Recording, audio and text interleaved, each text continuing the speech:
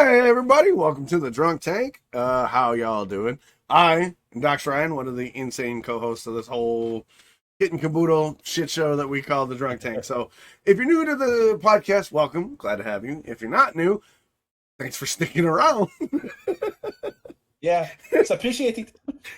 That guy over there in the window next to me sitting at the bar, that's Chris. He's my other co-host and the madman behind Hello. this shit. So, hey man, I know we were talking a little bit off camera. How you been? How are things?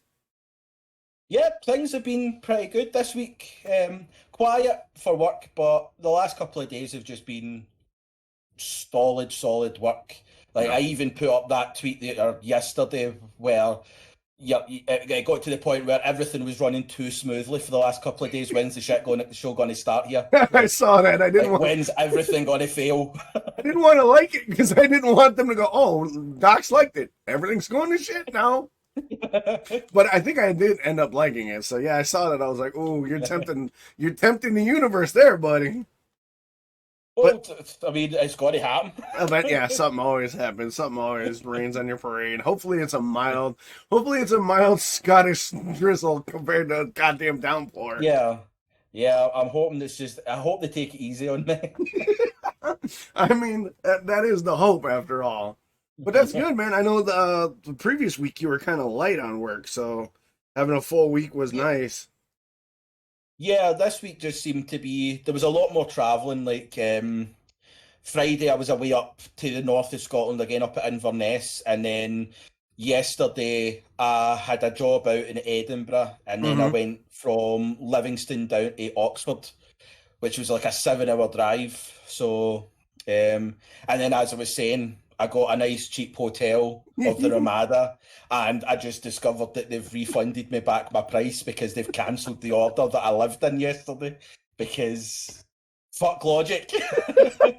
That's great. And you were telling me off camera, like, you had like the executive suite, you had like a bedroom, you had a living Yeah, room, you had this nice fucking bathroom, and they're like, oh, we canceled your reservation. And you're like, well, exactly. I was there and I left, but okay. Yeah. I literally left 12 hours ago. Somebody's feeling froggy in the office, apparently. I know. Oh, that's That's it. awesome, man. I'm glad you had a great week. My week, oh boy, my week was nuts, dude. My Yeah, week you was had hell your big week. work week. Yeah, I did doubles on Monday, doubles on Tuesday, and then I worked Wednesday and Thursday. And when I got home Thursday, I was sick, dude. I passed out. I passed out and I didn't wake up till like afternoon Friday. Like I was dead. Okay. Like Bernadette, I came home and I couldn't swallow. Like I couldn't. My throat was closed up, and Yeah. I was just like racked, dude. So Bernadette took my phone, called work, and was like, "Yeah, he's not coming in. Find somebody else. If you need to know Okay. why, call me back. Like I have his phone. He's not going anywhere." Yeah. So yeah, I basically slept Thursday from the time I got home to probably mid Friday, and then I just took it easy Friday. And then Saturday, it was just sort of laid back Saturday. Like, we didn't do a whole Yeah. lot. We took the dog out, the kids out, and then I did an RPG with Tim and the boys, and I just relaxed. And then today, the kids were gone to their their biological fathers, so it was just me and Bernadette and the dog, and we went and got food and took the dog out for a walk. She fucked my hand up when she pulled on the leash real hard, but it's not her. She wasn't being naughty. She was just excited. She's still Yeah. she's she's still learning the leash as opposed to being off the leash on trails, and Yeah. she really doesn't like the leash. I don't know if it's where we have it because she's got an under harness, so it leashes up Right. around her shoulder blades. So like it sits between her shoulder blades because I don't like walking dogs by their neck. I've never liked the way Yeah, that no, sits. it's So that's she's got two different harnesses in the walking harness. The leash connection sits between her shoulder blades, so when she pulls, she like lifts up off the ground. So I don't know if I yeah. don't know if it's where the leash is sitting or she just feels unnatural on the leash where she would prefer to be off leash. But can't have a dog off the leash in the city with other dogs and stuff. I mean, she's a good dog. She's not going to attack nobody, or she's not going to go after Yeah, other it's dogs. But just so I don't know. It's something to work out. We got 3 months till we move. God, oh God, don't get me started about the move. Oh, But Is that not going too well, or is it no, going well enough? it's going great. We moved the move date up a day because her brother's actually going to drive the truck for us by himself, but All he right, needs okay. to leave a day early. So we had to shift the move a little bit, pack the two houses up. But the problem is we're like 90 days out and the house is still kind of right now, and Bernadette's doing a lot of the work and she's stressed out, so and we're still waiting Yeah, for financials to drop, so it's in that limbo period where we have stuff packed and ready to go. We have everything scheduled, but the finances can't get taken care of until it's closer to the date, and we can't start applying for jobs and houses like till like a month out. So we're trying to yeah, get everything in the house packed up, but yet still live in the house and do all the things we need to do, and yet we still have people bringing their kids to the house, and Bernadette's doing all this extra work where she just needs to tell everybody, I got 90 days to move across country. Y'all need to fend for yourselves. I need to focus on me yeah. and mine, get my house ready to go. In my opinion, she'll probably say another thing, but that is she's taking on too much, and me working all the extra hours is really putting a lot on her, so she's getting overwhelmed and burned out. So that's the thing with the move is financials are in flux. We don't have a place to stay, or we don't have jobs yet because it's too early to apply because we're not out there. But we've got the area targeted. We've got the truck secured. So we're in that limbo period. Like right when you get 30 days out, a lot of things happen. But these next 60 days are get as much done as Yeah, we can and hurry up and wait. it's you're in that kind of the stressful period Yep. where it's all the kind of it's the shitty dregs that you're having to go through right now. Nah, I completely get what you mean. It's similar here. I mean, it's not quite as bad because you move across country, you're still only 2 hours away, and then you're at the other side of the country, so it's not quite as like Yeah. we're not having. You don't have to plan a 3-day driving trip to move to your house. But I get what you mean. Just that kind of you've hit the shitty period of To hurry up and wait. yeah, Yeah. So yeah, that's where she's at. And then work is just apparently we're down 20 officers, so they're trying to fill all their contractual obligations, which means anybody who's still working is like, oh, you got to pull doubles this day and pull doubles that way, and it's like, y'all fucking need to figure it out. yeah, So that's I mean it's not a bad week. It wasn't a bad week. It was just busy and exhausting. And with my yeah. fibromyalgia, if I work too much and I accrue too much stress, my body just goes, nope, we're done. You're done. You're gonna shut down for 48 hours and you're not gonna do anything. Like you're gonna sleep all day. You're gonna just so it's kind of crazy. And we also figured out that I have to leave work a little earlier than anticipated to try and help make sure everything's packed up. So I'll have a 2 week check, my 3 weeks of vacation pay plus 3 extra days on my check. So I'll be getting extra money instead of an extra 5 days. Yeah, I'll have an extra 3 days, which is it's not a significant loss, but it is what it is. yeah. I'd It's still rather some. I'd rather take the day off and get everything packed and ready to go for the next day than that. So, but Yeah, no, it was good. that's And fair enough. and then all the computer stuff. The computer is in the hands of Dante, and he's working his magic and coordinate with me so that we can get it back this week and get things prepped. We'll talk about that in the ramble. But what are you drinking this week, buddy? Um, I know you are you switching it up or are you trying to gut it out? no, I am committed and I will persevere through whatever I have begun. I mean, don't get me wrong, it is starting to grow in me. Not to the point where I would go, I'm going to go out and buy 20 of these. It's still a kind of questionable. Uh-huh. Like, it's a Black Sheep Brewery and it's called Pineapple Milkshake Oh, IPA. I hate And it's IPAs. literally it's made with fresh pineapple juice, lactose, and vanilla. Mm-mm. Mm-mm. So it's thick. It's a thick beer, Yep. and it's just like you can get the hints of pineapple and you can get the hints of vanilla, but it doesn't taste like a pineapple milkshake and it doesn't taste like a pineapple beer. Uh-huh. It's hard to explain what it doesn't taste of anything. It tastes of itself. It's and just trying thick. to articulate what it tastes like is difficult because it doesn't taste like when you think pineapple milkshake IPA, you immediately get this thought in your head of what that must taste like, and then you drink it and you go, "That's nothing what I thought it was going to taste like." What is happening? What is in my mouth? I've been lied to. But as you kind of go on, like I'm half a can done. Right. Like the only thing is I mean, it's 5.3%. It's no major like. No, it's not knock you on your ass. It's kind of average for the UK beer. Mm-hmm. But like we're in Scotland. Like I got this in England, so that explains it. Wow, shitting on the English like, again. I'm Scottish. Obviously, I'm going to shit on the English. No, go ahead. I wouldn't be Scottish if I didn't. I was gonna say. I mean, yeah, that's par for the course. We have to uphold our part in society. To be fair, the English did a lot of shit they need to get shit on for. Well, pardon me. Well, that's the thing is. But see when it like that, like I'm going off topic just for a quick wee second because I just want to kind of we got 2.5 hours to get it down. I just want to lay this one out.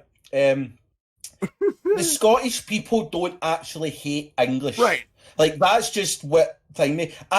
When you're playing a sporting event, we always support the other team, right?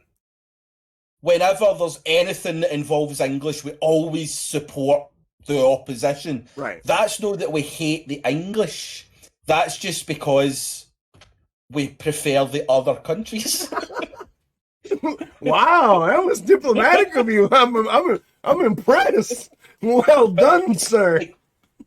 But really, it's not that we hate the English. It's more that I wouldn't say the majority is Scottish people, but like a lot of Scottish people that do kind of thing me on the English. It's not the English people is a thing. It's Westminster. Yeah. It's the government that always seem to have something involved in Scotland that kind of fucks everybody. I know a lot of English people and they're all fantastic. Like they're just like the English are an amazing people. Like it's just the kind of he's voted in the English government or the British government, so it's like we have to blame somebody. Exactly. And like the Irish are kind of like talk like us, so we can't blame them. The Welsh add in random vowels and consonants to the words like us, so we can't blame them. The English is the best. Kind of like it's the only. I mean, apart from France, like we all hate France, but the English have to take the brunt of the UK. It's just just how it is. One of these days, we're gonna have to talk about the Welsh because that is oh boy, that's a conversation unto itself. Funny enough, I've only been to Wales once. Really? I don't actually know that like any Welsh people. It's like I mean, it's a nice country. Like it's really really nice. The people were lovely. Like, but I've never really the language been there. We've got our own sheep up here, so we would never need to go down to Wales. Like, what else is there? I mean, just the language alone. You go for the language, bro. You go and you sit in a pub and you go, I don't know what the fuck they're saying. But I can travel 4 hours up north and be in that situation as well. Like, there's really no reason to have to travel down that far. Plus, we have to travel through England to get there, so it's already a chore in itself. Right. England is kind of nuts. Yeah, but again, this is all just poking fun. Like England is a country. There's really no. I mean, there is some people in Scotland that just have this hatred towards. You got a hate boner, like the English, but it's the same people that have the hatred towards the Germans and the Italians and stuff like that. But that's a different. Don't get me started on the Italian traiting bastards. But here we go. It's it's more the English thing is me personally. I don't. It's just what we've grew up with is that if England are in the World Cup, you support the other team. Yeah. Like it's just a bit of fun and stuff like that. But people of England are like they are amazing people. Yeah. So I have a lot of friends down there. I know a lot of people. I travel down there a lot for work, and I've never really, apart from people that leave their high beams on.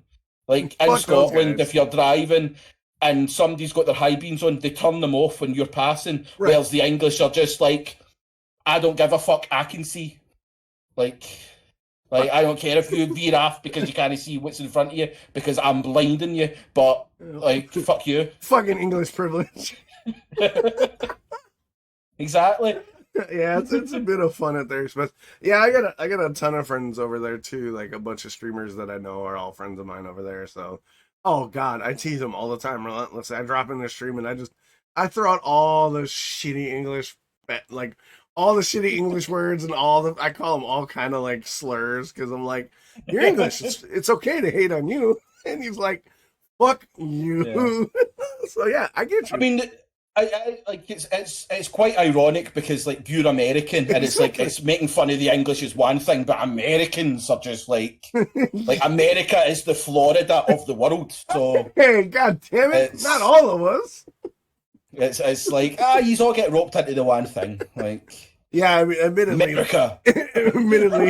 admittedly, lately we are definitely the Florida of the world. Holy shit, the decisions coming out of our government. Oh my god. Not to make it extremely political, but y'all need to figure your shit out, seriously, because what the fuck, guys? I'm not talking about the governments at this point. I'm just talking about the people. Well, yeah, I mean, them too. Yeah, you know what bothers me? I hate, and I don't hate's a strong word, but it annoys me when you run across those guys who are like, America! I'm like, oh my god.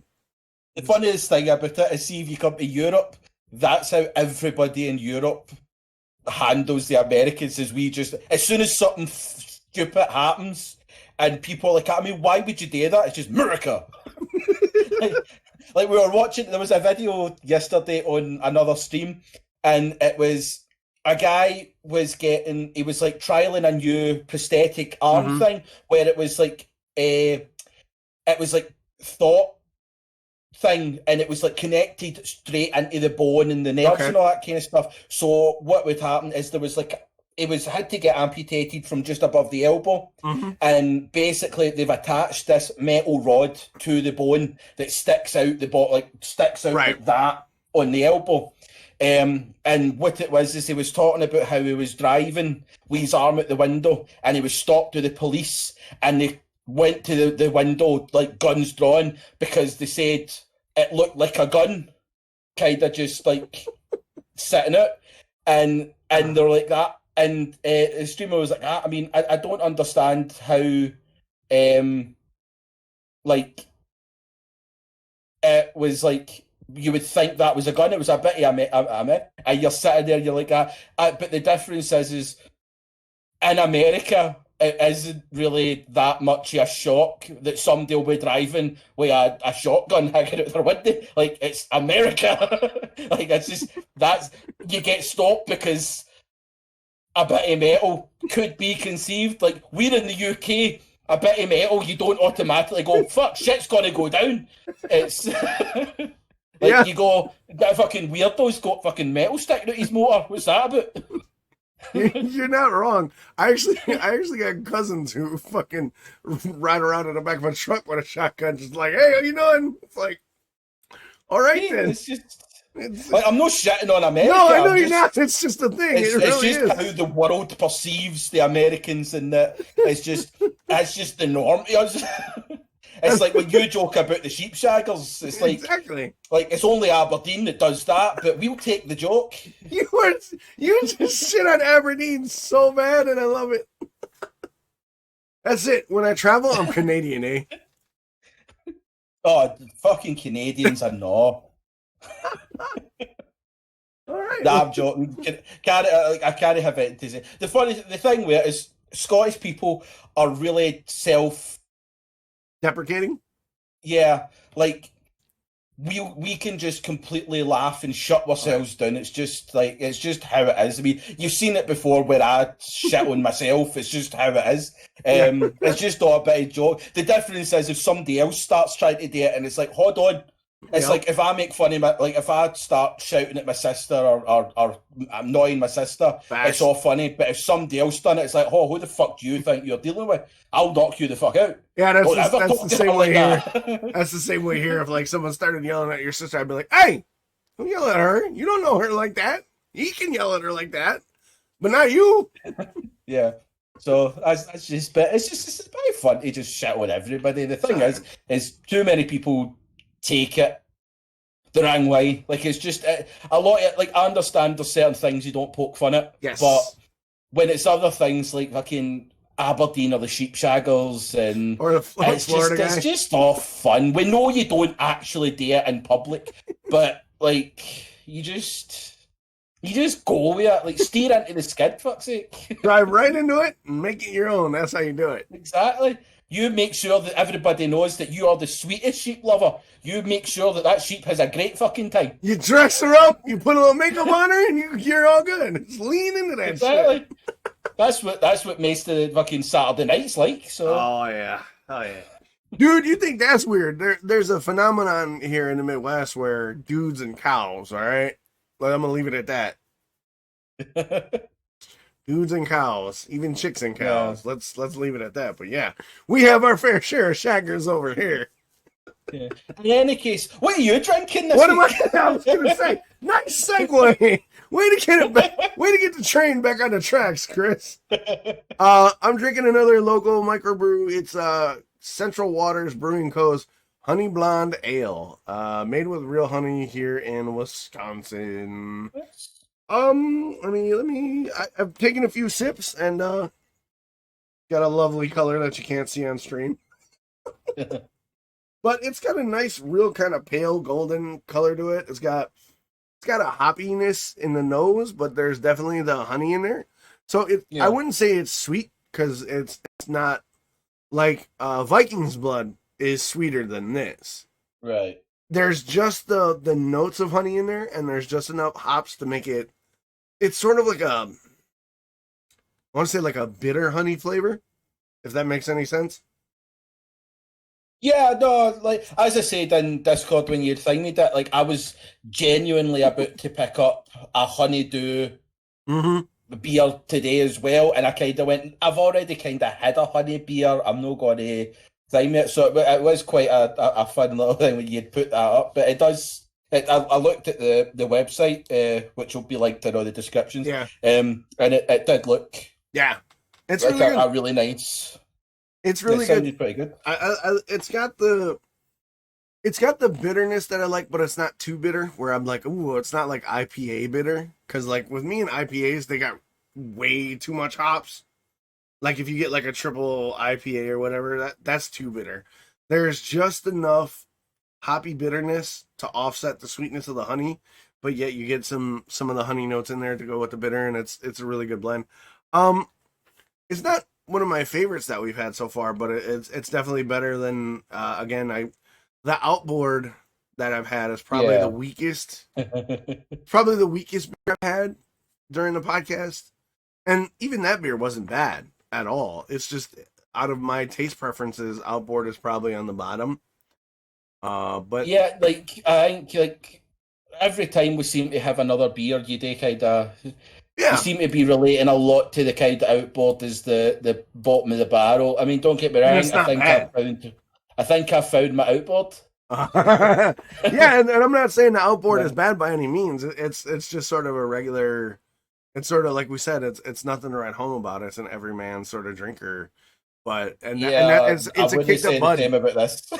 It's a kicked up bud. Essentially, was the outboard. But this is definitely below the bourbon barrel cream ale I had last week, and this is below the pomegranate that I had, and even this is probably on par with the hard root beer I had. The hard root beer had more sweetness to it, so I kind of like them in their own way, and it's good. Like average 6-pack, again, $9. I tend to be in that $8 to $12 range with my beers, so it's good. I mean, and like I said, every beer I've had, I haven't had one where I was like, oh God, no. So, I mean, they're all good so far. It's just some are better than others. But yeah, I mean... No, that's just how it is. Yeah. That's the good thing about this kind of, the segment is that you get to try a lot of kind of stuff that you maybe never have tried and just... Like, that's why, like, with this one, like, I know I've kind of said that it's not really my thing in that, but that's why I like this wee bit, is that you're not going to like everything. You want to find stuff that you don't really enjoy, because then at least you're you're branching it that wee bit. Mhm. And this one, I probably would never get it again. But I'm glad that I tried it because now I know not to get it. Yeah, in the next couple weeks, I've got like a white wheat ale coming up that I've never had before, and then Right. I've got a German strawberry blonde beer that's coming up, and then I also have what else? I've got this stuff from Goose Island called Matilda. It's a really dark beer. So I've kind of mixed it up these next couple weeks to kind of branch out, and then I've got a couple like New Glarus has a thing called Serendipity, which is sort of more of the fruity lager. So I kind of mixed it up this week to kind of try some new shit. So the next couple weeks should be interesting, and then after this last 6 weeks of episodes, I'm gonna send you a list of what's in my shop, and then you can pick the 6 that I'm gonna go through. But yeah, I'm excited. So yeah, man, I'm glad your week was good. Mine was crazy but good. We got a lot on the horizon. We talked about a lot of Austrian. We talked about the podcast is doing really well. So Yeah. it's good news all around. Oh, and before the lawyers hit me with a baseball bat, we are drinking on the show. If you are enjoying a drink with us, please make sure you are of legal drinking age for your region or area. And also, as always, please drink responsibly so the lawyers do not Yeah. harass me further. So that's one thing we want to stress. We're having a good time. We're adults, and just having a beer too, hanging out with your bud is a responsible thing to do. Because Chris ain't driving after this, neither am I. So always remember, don't drink and No. drive. Drink responsibly, and make sure you're of legal drinking age for your region. Because this podcast is worldwide, baby. Let's go. Yes. And if you're listening in the UK, especially Scotland, it's the actual legal age of drinking. It's not Yep. what we've decided. Like I know in Scotland we start drinking at 12, but that's illegal. Don't do that. Yeah, don't do that. If that's what you're doing, don't do that. Just wait till you're 18. Don't fuck about. Just it's really no worth it, Yeah, really. it's really Like not. I'm kidding on, alcohol's amazing, but it's no worth doing it before it's legal. Yeah, I mean, back in the day we did dumb shit too, but now I can. Before we jump into the main topic, I actually have an appreciation for beer culture and cocktail culture because I worked as a bartender, and I did Yeah. see the effects that it has on people, and I had friends growing up that drank like when they were younger. I was like, dude, you can't do that. So now, because I'm going into my early 40s, and wink, wink, nudge, nudge. I have an appreciation for beer and like cocktails and mixed drinks that I didn't when I was younger, and because I've never been a really heavy drinker. Like I got blitzed a couple times with friends, but like I've never been one of those guys that comes home and has 2 3 beers after work. Like I maybe have one when the kids go to bed because my kids have a problem with alcohol. They've had some negative experiences with people in their lives with alcohol. Yeah. So out of respect for their feelings and their emotional state, I don't tend to drink around them. And now, since I've been around for so long, they're more comfortable with me having one beer because they know I'm not gonna fly off the handle and be a fucking animal. So, Yeah. but the way I've approached alcohol as a bartender and as an adult, I've gotten appreciation for the craftsmanship of beers, the flavor behind beer, the craftsmanship and the flavors behind cocktails that a lot of people, especially here in Wisconsin, a lot of people just, Mm. I'm getting fucked up, let's go. And it's like, chill, dude, just chill. So, Yeah. yeah, remember, always be responsible. Don't drink and drive. And make sure you're Yes. legal. Because we don't want anybody doing something stupid and being like, well, Docs and Chris had up here. You know what? Nah. Can't use that excuse, Yeah. son.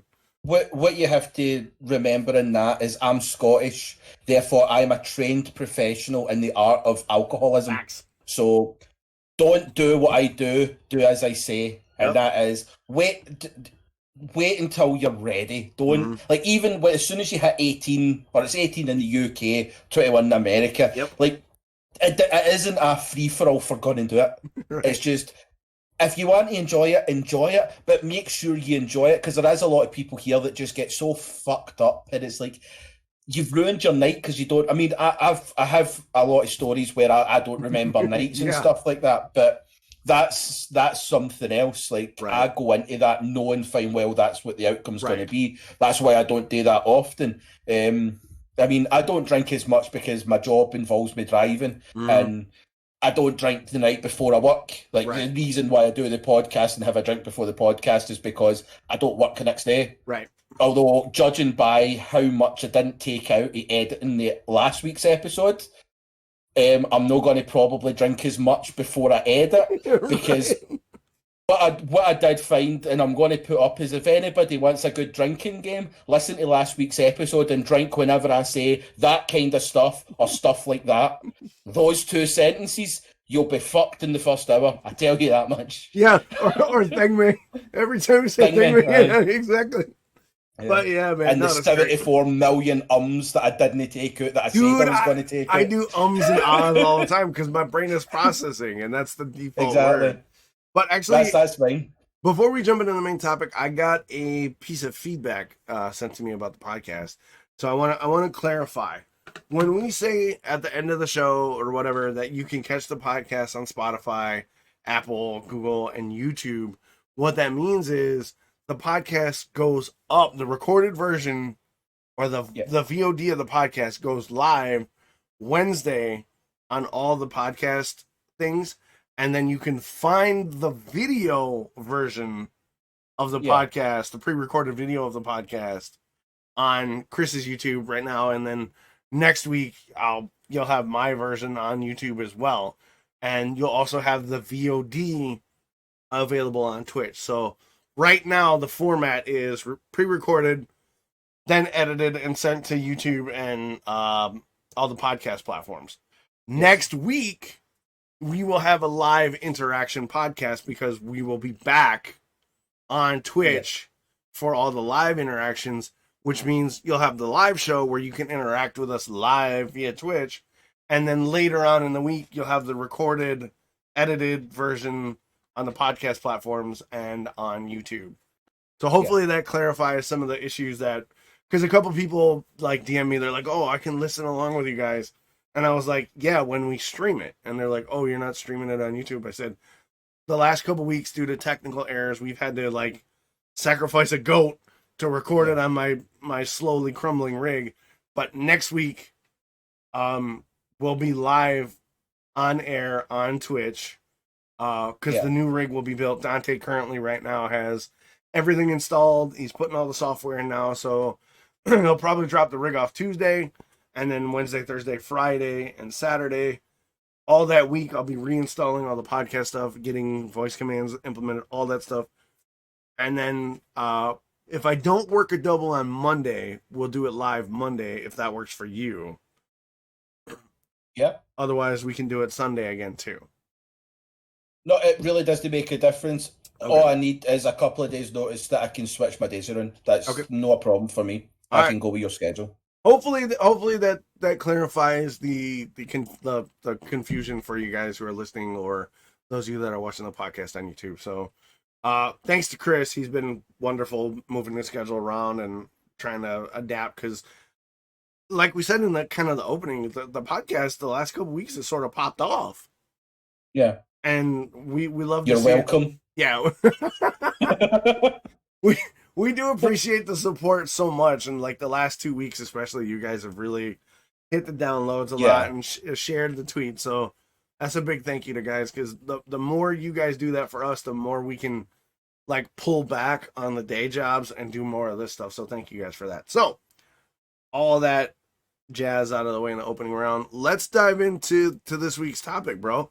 Couple weeks ago, Strange Tim, moderator extraordinaire, sat in while Chris played quite hooky. number one mod. I'm still number one mod. But he's well, for Titan, he's getting there. It's just all mods everywhere. I'm just number one. I've hit that top level. Oh, you ain't mod on my channel yet. Ooh, shade. I don't know if I'd lower myself to that. Oh, fuck you, dude. I'll maybe take a guest appearance and kind of show your mods how it's done. But Tim, step your game up. Tim, step your game up when you hear this, because Chris is taking shots, bro.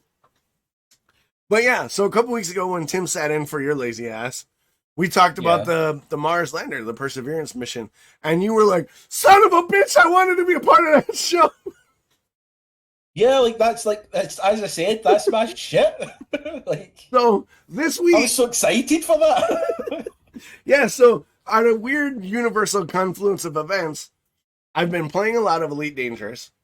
I've been watching a lot of like sci-fi, and it seems like every time I log on to like Google or like Facebook or whatever, an interesting article pops up about space exploration and whatnot. So I was like, yeah, the universe is like, talk about space this week. And then you said your space is your shit. So let's talk about space, man. Let's have a discussion. I want to encompass a little bit of everything in space. Like the main focus is like, let's talk about mankind's new home, what we think, but let's talk about space in general, like what we feel, what we think some of the challenges might be.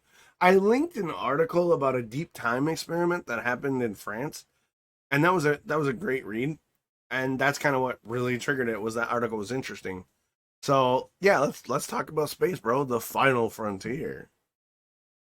So, I mean, as I said, space has just always been my thing. I mean, I'm not a professional, and I couldn't tell you the ins and outs. I couldn't tell you the science and the physics. I can tell you what I've read. I can Right. tell you my opinions on it and all that kind of stuff. I mean, first opinion, Elon Musk is God.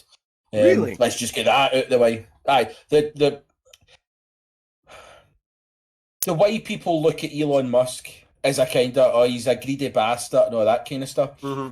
What you have to look at in Elon Musk, right, is people see, oh, he's the second richest in the world and he has this, Right. that. In actual fact, when it comes to it, Elon Musk is broke. Yeah. Elon Musk as a person does not have money because the money that he gains from Tesla, SpaceX, the Boring Company, and stuff like that Mm-hmm. literally gets pumped back into the companies.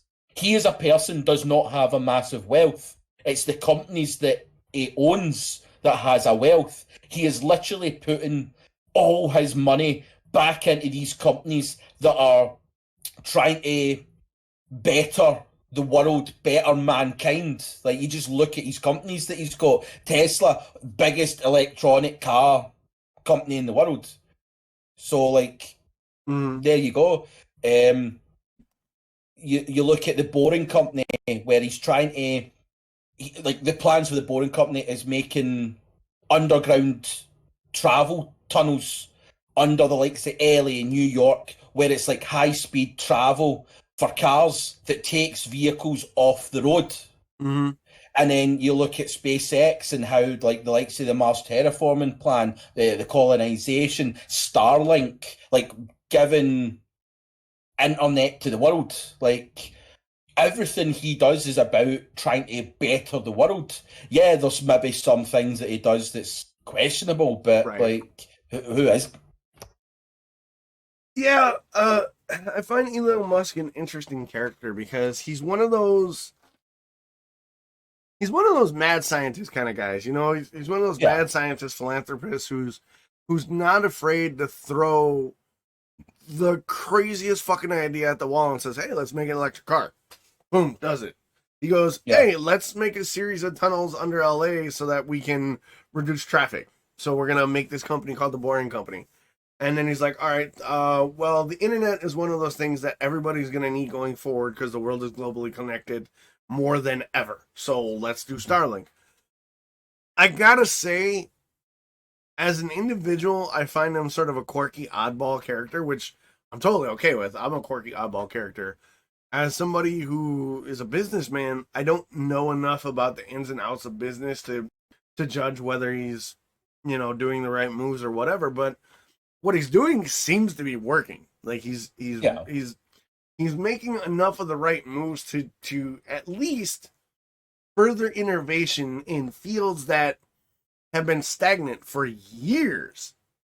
yeah, And for that, like I give him all the credit in the world. Like that's an amazing thing.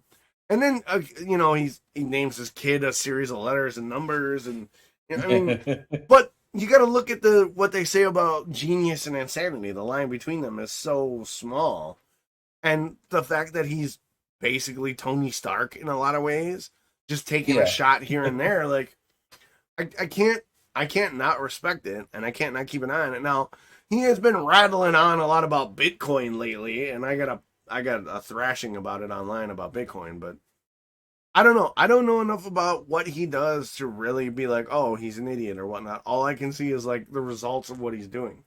Now, Yeah. the manufacturing processes of his Teslas is called into question. Some of the materials they use and some of their processes produce pretty bad waste products, but I mean, he's committed to making improvements to that too. So, I mean, I Yeah, don't got anything about it. exactly. And I really love the fact that he does. He's that Wild West kind of mad Yeah. scientist that wants to not only better the world, but also better the situation for himself. Like, philanthropy is not solely motivated by altruistic intentions. Let's not be naive about it. Like, the dude's making money in his endeavors, Yeah. but he's also making money in a way that can eventually possibly better mankind, which I'm fully in support of.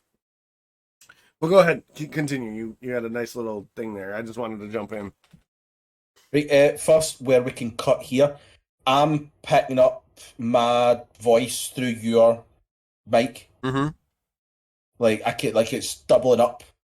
Okay. Let me see if I It's can. as if it's coming through your computer. All right, let me fix that. It might be my headphones are a little too loud. Let me just make sure the noise gate's working. Okay, noise gate's working. All right, let me check Discord to make sure that the settings are. Oh, okay, yeah, it switched my shit. Hang on. I had to reboot my camera, so everything kind of got a little wonky. Give me 1 second. Da, da, da. All right, is that better now? Let's see. Da, da, da, Yes. da. Okay, yeah, it was Yeah, just I can't hear myself. Discord had a brain moment.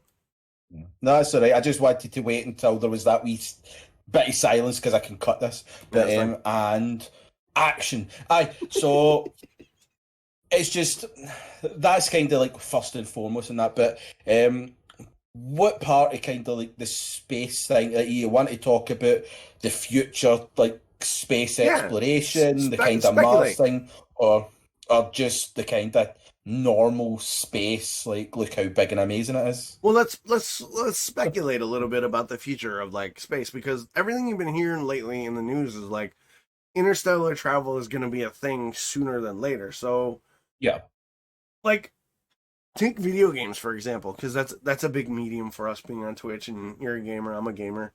Like a game like Elite Dangerous, you literally travel interstellar distances, hop from planet to planet, deliver goods, mine resources from asteroids. Like Elite Dangerous and Star Trek and No Man's Sky yeah, have this sort of, what's the word I'm looking for? They have this sort of exuberance for what space commerce and space could be in the future. Like that, people living on planets and traveling the stars, yeah. and but is that really feasible? Is that something that we could, is interstellar like galaxy civilization a possibility? Is that something that you feel that's ever going to be there, or are we just going to be like, hey, we went from one planet and we're stuck on that planet to, well, that planet's gone to the next planet? Like, let's speculate. What are your thoughts on like mankind's new home and the future of like humanity in space? Because it's such an Well, interesting topic. personally, I think it's going to take off. Like that, it's going to be the future of mankind. Like it has to be the future of mankind because we fucked this planet up too much. Yeah, we That did. like we've passed by the point of no return. Unfortunately. So like there's literally nothing that we.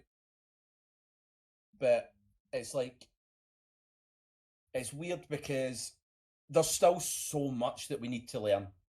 There's still a lot that we need to kind of figure out how to kind of do stuff. Like the fact that like Perseverance they've sent up with the helicopter drone, and one of the reasons why they wanted to do that is because obviously Mars's atmosphere is different from Earth's, Mm-hmm. so the kind of in order to get something like that off the ground, that it would have to have a different propulsion and all that kind of stuff, and different science and physics behind it to be able to make it work. So, like when you read into the kind of the future missions for Mars, the likes of like I think the next mission that it is they're wanting to send another craft up, and I don't know if it's going to be the manned mission or if I think the next one is still going to be another rover in which it's going to go and pick up the vials that Perseverance is leaving Yeah, behind. I think so. Because obviously you can't have a massive rover that has everything that you need. So the plan is to send up a bunch of different rovers that basically have different things. So like the next one that they send up will be analysis lab, basically, which will analyze more detail as to the Perseverance vials, and that will kind of like when you start sending up those kind of things, that's the kind of building blocks that would be required, because the more that we learn in that process, it means that the more humans will know going out there. That means that once kind of mankind gets to Mars and be able to colonize it, we'll be in a position of knowledge, so we'll be able to know the basic kind of the details of how to make it work, the likes of the terraforming and all that, which is going to take years. It's going to take decades to be able to do, because like you've got all these different talks of like we'll nuke it and create an atmosphere and we'll do this, we'll do that. But Question about that. What are your thoughts on terraforming in general? Like what do you think of that concept? I think it's an amazing concept. Do you think so? Like changing Mars's natural sort of environment to suit something more like us, or should we try to adapt technologies where we live on Mars? Like, I mean, what do you think? Well, what you have to remember is the point of terraforming is to be able to make certain living conditions. It will be able to create an atmosphere that we can live on. But what you have to remember is there's still so much about Mars, like gravitational pull and stuff like that, that we will not be able to replicate off here. So there is still going to be a lot that you'll have to adapt to. But if we can try and make like, and here's the thing about the terraforming is the plans and the ideas and the theories that people think is that they're going to terraform the entirety of Mars. It could end up that they'll just have city-size hubs where it's terraformed that humans are able to kind of survive. The dome city theory. Yeah, like it could be something in that line. I think, again, all these theories about terraforming and that kind of stuff, it's hard to have a solid opinion on, because, again, we don't have the information of Mars yet to be able to decide whether we'll be able to do this, we'd have to do that. So again, it's an interesting topic on all these theories. Like there's hundreds of theories as to how it's going to happen, and when you go through them all, they all have that little, like there's that peak interest that you kind of go, well, that would be so cool if that was it, or that would be cool if that was it. So the good thing about it is that every outcome, there's a benefit, there's like a cool, like, fuck yeah, that's I want to be part of that. Yeah. So I think with the terraforming is, I think that one of the reasons why a lot of people are against the terraforming is, and I don't know if you're in the same opinion, is as soon as you think of interstellar travel and kind of interstellar species, is the likes of your Star Trek, your Star Wars, the kind of sci-fi like fictions. And it's just these people that you go out, and in some planets you have to wear your spacesuit, and other planets it's like Earth-like where you can just wander about and all that kind of stuff.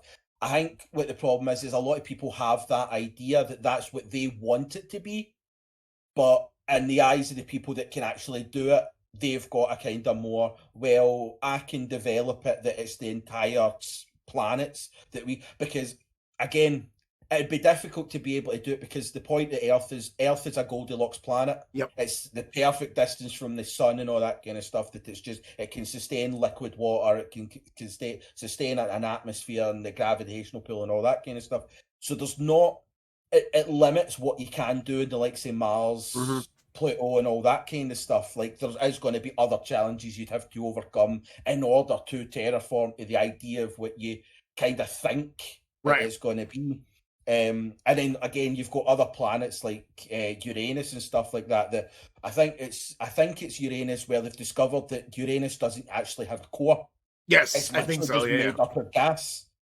yeah. I think Even though it's Uranus. a Yeah. ball and it has its rings, Mm-hmm. it's just gases that it's like that concept just completely blows my mind that like it can still form a Mm-hmm. planet like Gas can shape. solidify enough to form a planet. Yeah. Exactly. But again, like that's another aspect of it is you look at the details and the information that we're now gaining from further afield. Yep. Like the likes of like you look at Voyager 1 and Voyager 2 and the fact that they're still like they've fucking went beyond Mm-hmm.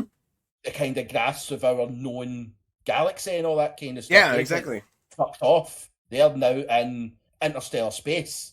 Yeah. So it's like the more and more time goes on, the more information we'll get, and the more these plans and ideas and theories will develop and change and that. So what the information that we've got now is not going to be the information that we have in 10 years' time. Oh, because yeah. it could be one of those ones that in 5-10 years' time they turn around and go, Mars is a no-go. There's physically no way we can form another world on here. Yeah.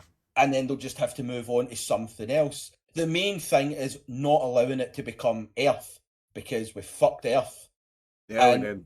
like I also agree with a lot of the people that say, why are we trying to go somewhere else when we can just fix Earth? And I understand we're trying to kind of research the outer reaches of the galaxy, but we still don't know what 70% of the under the ocean kind of life forms and that are. Like, we're looking for intelligent life out there when we've still got loads of Untapped life unseen here. things here. But what you have to consider is there are people like oceanographers and stuff like that that are doing that. The difference is space is just a bigger interest. It's sensationalized more. Yeah, it's sensationalized more, but in my opinion, like, yeah, I would love to know more about the oceans and stuff like that, but just as an interest in myself, I'd rather see about space. And I think if things were the other way around, you'd probably be questioning the other way, like, why are we still just focusing on this planet? So it's I think it's kind of like a two-way. It's just a conflict of interest when it comes to those kind of arguments. I don't think we should focus on one or the other. Right. I do definitely think that both should be a thing. Like, we should be trying to kind of learn more about our own planet before we go and fuck up something else. But at the same time, we need to be able to put in place a way of not getting to the same. Like, we know how we fucked up here. Right. Like, we know about the fossil fuels and the oil and the gases and stuff like that that's just completely crippled the planet. Like, you just have to look at this pandemic. Everybody got locked up. Look how much Earth healed. Yes. Carbon emissions. As I said a couple of episodes ago, and the worst thing to happen to planet Earth is humans. Yep. Like, we are... Like, a virus. People talk about like, oh, the pythons in Florida that is ruining the ecosystem because they're an invasive species. Humankind is an invasive species. We have single-handedly fucked the planet because of our fucking concept of oil is good and let's destroy everything that we possibly need to be able to live. So it's like, if humans are here, Earth fucking goes on until it's supposed to end. We've just sped up that shit. Yeah. So, like, interstellar travel is such a dangerous thing that you need to get that balance. Personally, like, the first thing that I would say has to go is politicians. Yeah. Get them. They should not be fucking anywhere near this plan, because they'll be the first ones to fuck everything up. The next kind of thing is it's more about not necessarily getting people involved in it, but what there has to be is a lot more transparency. Yep. Like, a lot more share the knowledge that we're gaining. Like, instead of just saying, oh, we've sent, like, how many people do you think, if you were to ask what the point of the Perseverance rover was, would be able to tell you the point of the Perseverance rover? Less than a dozen. It used to be, like, when we first went to the moon back in, what, 60... 60, yeah, 67. 60, some early Yeah, it was 60s. like the eight. I thought it was like mid to late. It was the 60s anyway. Yeah. When that was happening, everybody was so involved. Like, it was spread all over the news. We're going to the moon. We're going this, then that kind of stuff. And then over time, intelligence is being viewed as inferior. Like, it's now that we're scared of intelligence as a species, and it's like we need to fucking 180 that. I We cannot need agree to more. bring science back as a power. Like, Yep. like, let's use our knowledge and intelligence and intellect to be able to better our own world and better humankind. The way that, like I just said, Elon Musk is sort of single-handedly doing. Like, he's throwing light on a lot of these other underappreciated concept that is now gaining the traction and stuff like that. I mean, the guy built a fucking flamethrower and called it not a flamethrower to get around Regulation. logistics. Yeah. Yeah. So it's like, oh, man. like, I think, but again, it's just such a, it's hard to be able to sum up the entirety of this conversation in a 2-hour podcast. Yeah, no, and that's why I wanted to talk about it, because the when you talk about space and space exploration, it is so multifaceted, and everybody who has a drop of intelligent discourse in their veins will have some sort of idea or some sort of theory or some sort of dream for it. And you make a ton of good points, and I want to respond to a lot of them. Firstly, yes, humans have fucked up Earth beyond repair. Like, the only thing that's gonna fix Earth is Earth when we fucking leave. Like, once we're gone, Earth is gonna be like, oh, thank God. Yeah, Mother Nature's going to come from behind the trees going, have they left? Yeah. Thank fuck, Artie. Time to fix the shit. Yeah, so I think if we do master, travel in a decent amount of time, and enough of us do sort of make that exodus to the next planet, Earth will recover. It'll recover in ways we can't fathom. But if we don't, like, cut a lot of the shit we're doing now, we're gonna fuck things up a lot faster than it should naturally have happened. So I do agree in your point that humans are probably the worst thing to happen to Earth since whatever. The caveat to that is humans became the worst thing to the Earth when we stopped trying to live within balance of the Earth. Okay? And I'm not one of those guys that like, oh, natives were these great mystical beings. No.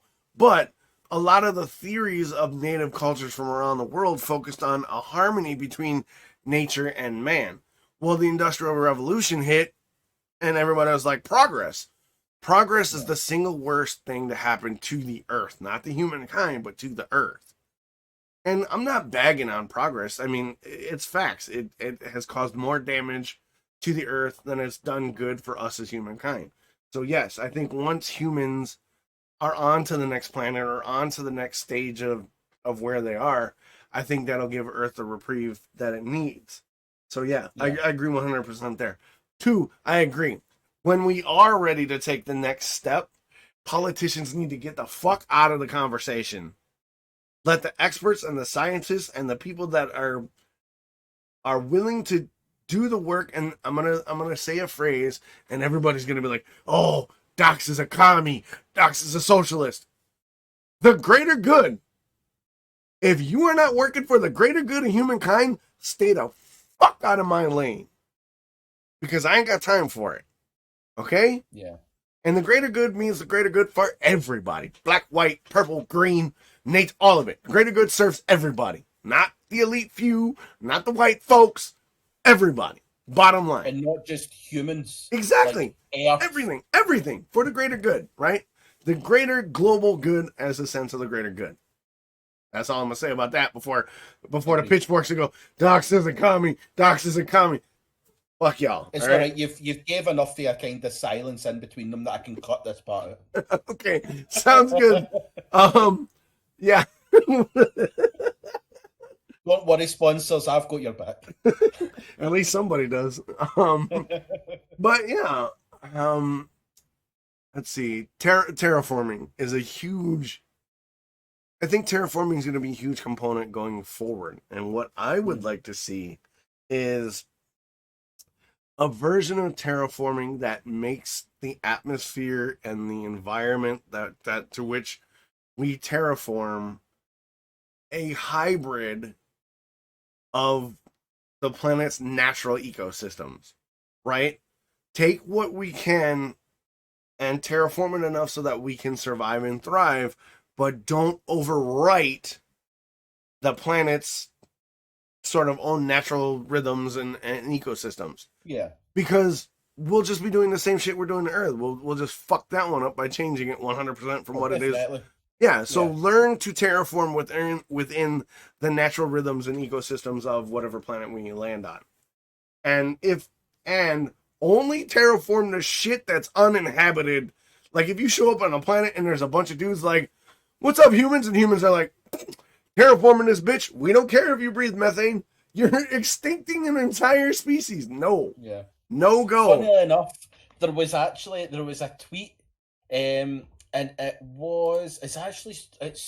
hold on, I'll need to get it up. I'm not going to mention the tweet right now because if I mention the tweet and I get it all wrong, right, you keep looking for the tweet. I got more to say.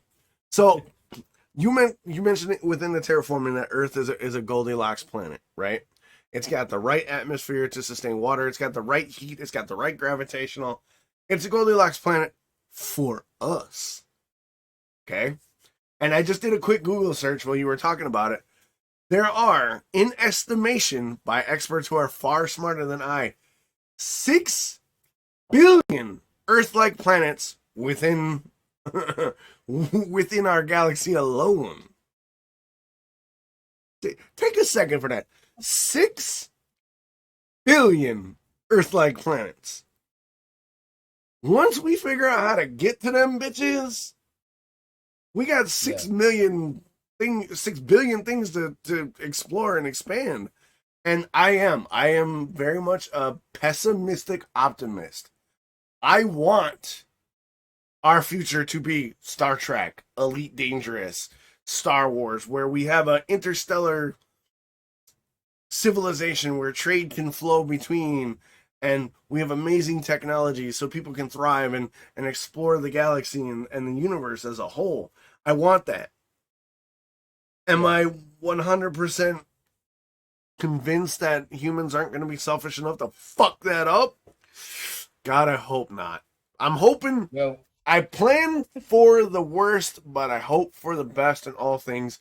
And I hope at some point the good of humanity will triumph over the greed and the corporate bullshit and the lies and all the drama and all the crap so that we can have a better future. 6 billion worlds in our galaxy alone. 6 billion. Like, I can't even fathom that. And you get all these people who are like, "Oh, we're alone in the galaxy." We don't know. It is mathematically and scientifically impossible that we are alone.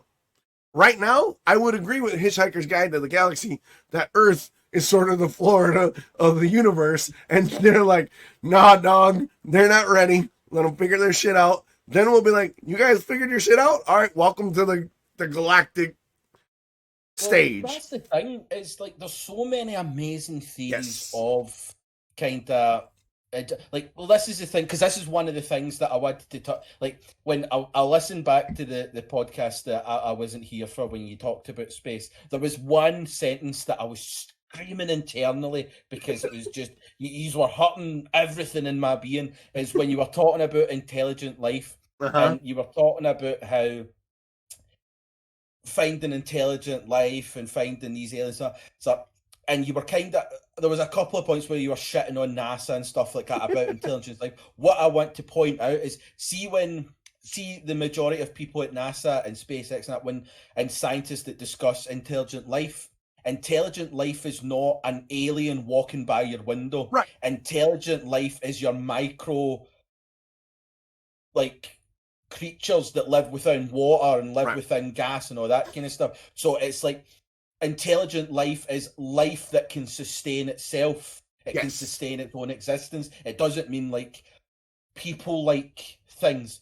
So I just want to clarify that one. But some of the theories on the kind of thing, it's like one of the theories that there's two theories I love about the kind of alien life out with Earth is that one of them is we are the aliens. Mm-hmm. See, when you hear about the kind of like the pyramids and stuff like that, and what like the spacemen coming down, what the theory that I like is the aliens came to Earth, had a little hanky panky with humans back then, Uh-huh. and we are The result? the future generations of that alien species. Hoo-ha, hoo-ha, hoo. So it's like, that's one of my favourite ones. The other one is, see when they talk about like UFO sightings and stuff like that, and it's like it's always in the outskirts in area, and then other people go, oh, it's always at like military bases and RAF bases and armies and stuff like that. One of my theories, and I don't know, I've never ever really heard that it might be it's just a theory I think, is the reason why so many sightings have been seen at these places is aliens have developed far better technological advances than us, right? Yeah. Weaponry, technology, communications. They may have even developed time travel. And my thought is the reason why they're seen and spotted at military bases is they know what humans done. See, in 1,000 years' time, humans caused a universal collapse through greed, war, and all that kind of stuff. So the reason why they're spotted is these are the aliens coming back in time just to keep tabs on our weaponry advances, making sure that the point when humankind get too much, that's when they're going to go, and done. Got a little That's too cheeky, how I think. Like, that would explain why it's always at the military bases that it happens, is because they're just keeping tabs, making sure we're not getting too advanced and making sure that... But I found the tweet that I was wanting to talk about. It's quite funny how this tweet came up and then you decided, right? It was... the reason it came up is because Nikki DeCusta... Okay. Is that how you pronounce it? Oh, it was DeCaster. DeCaster. There Yeah. you go. It was, she'd commented on Twitter, and it obviously comes up in your feed. And the question was, if aliens existed and invaded Earth, would humanity unite to fight them, or would our nations use their coming as a way to settle scores? Yeah, she's actually Hell's Phoenix on YouTube. She's the one who comments. Oh, right. Well, there you go. Yeah. Well, shout out on Twitter as well. Yeah, exactly. NJ DeCaster, Yes. Keuster, follow her. She's just hit 200 followers. She's a badass. Fucking keep going. She's a badass. Yeah. I think that was one of her writing prompts, actually. It probably would have been. Yeah. But yeah, so it was like, when I seen that, my thought is, I didn't know it was like if they'd invaded Earth and they were going to fucking destroy us. What I kind of viewed that as, if humankind went out and found alien life, would they unite with the alien life, or would they tear them down? And my first process was, well, it depends. One, is America involved?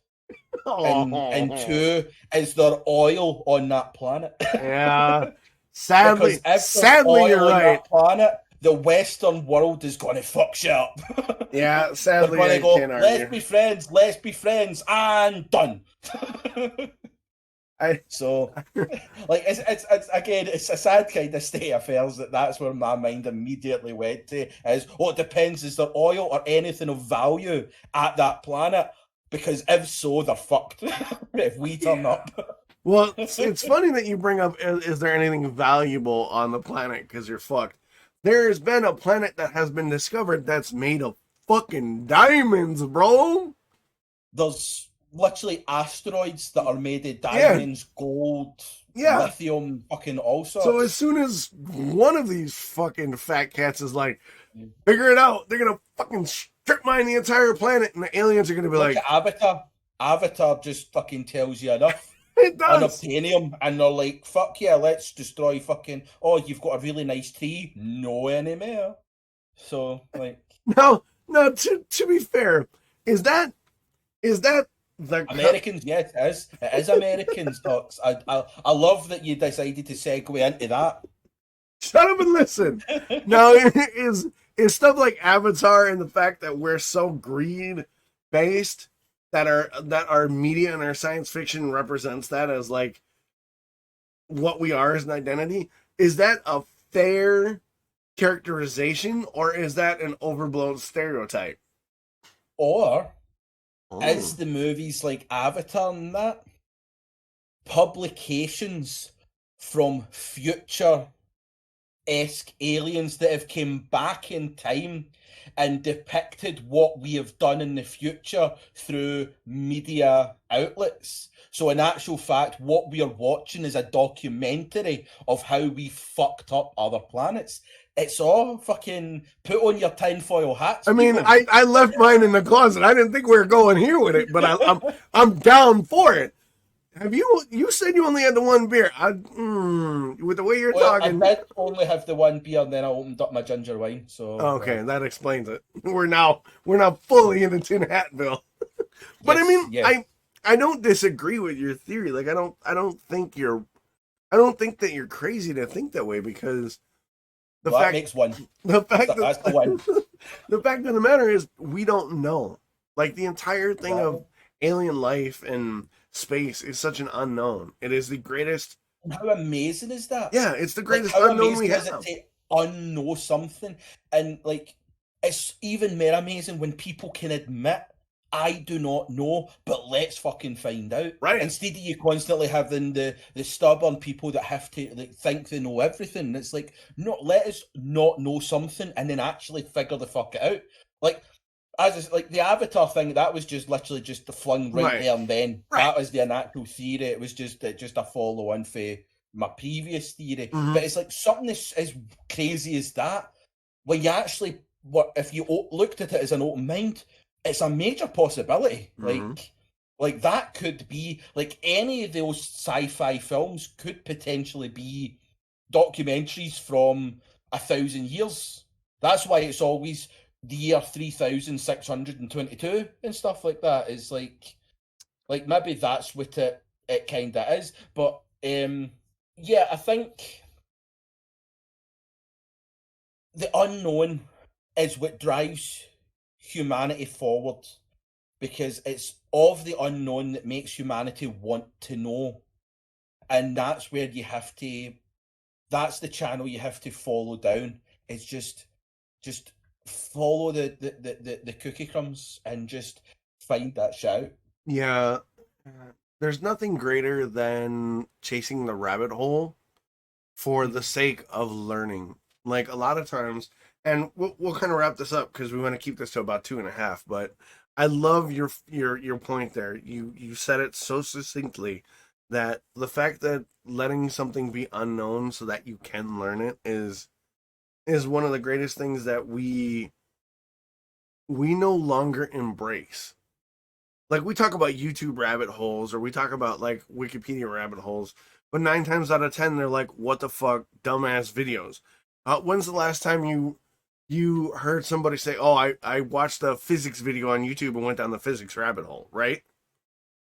Well, that's where I kind of like the amount of times that. Did you know that in Wales has the oldest tree in the world? It's literally like 8,000 years old. It's I have heard of that. Known and it like in existence. The next oldest one I think's in England somewhere. I think it's in Nottinghamshire, but I can't really. And I think it's like 6,000 years or 5,000 years. But see, that's the thing. Is like that's a great point that you made. Is that like the internet and this wealth of fucking knowledge that we have, that is the internet.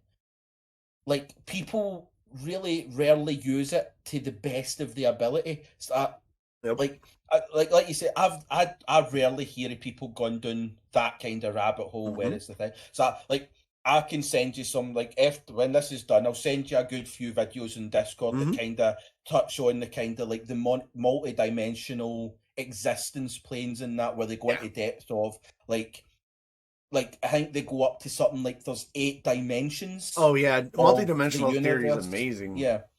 But I always go down those kind of things because Me that too. again, that's where like humankind are not made to be content. We are not made to settle. Like that's the next thing that forces us is like we always want to have something better. Like you always are envious to get better, and the more that we focus on that, and the more we allow people to embrace it, like you said, we don't embrace that want to learn and to develop our skills or anything like that, that we have sort of hit that plateau where people are just well, this is good enough. It's like, but we don't want good enough. I can't we want stand the that. best. And it's like just one day a week go and read a random book, or one day a week just go on and just go doing a different sort of thing.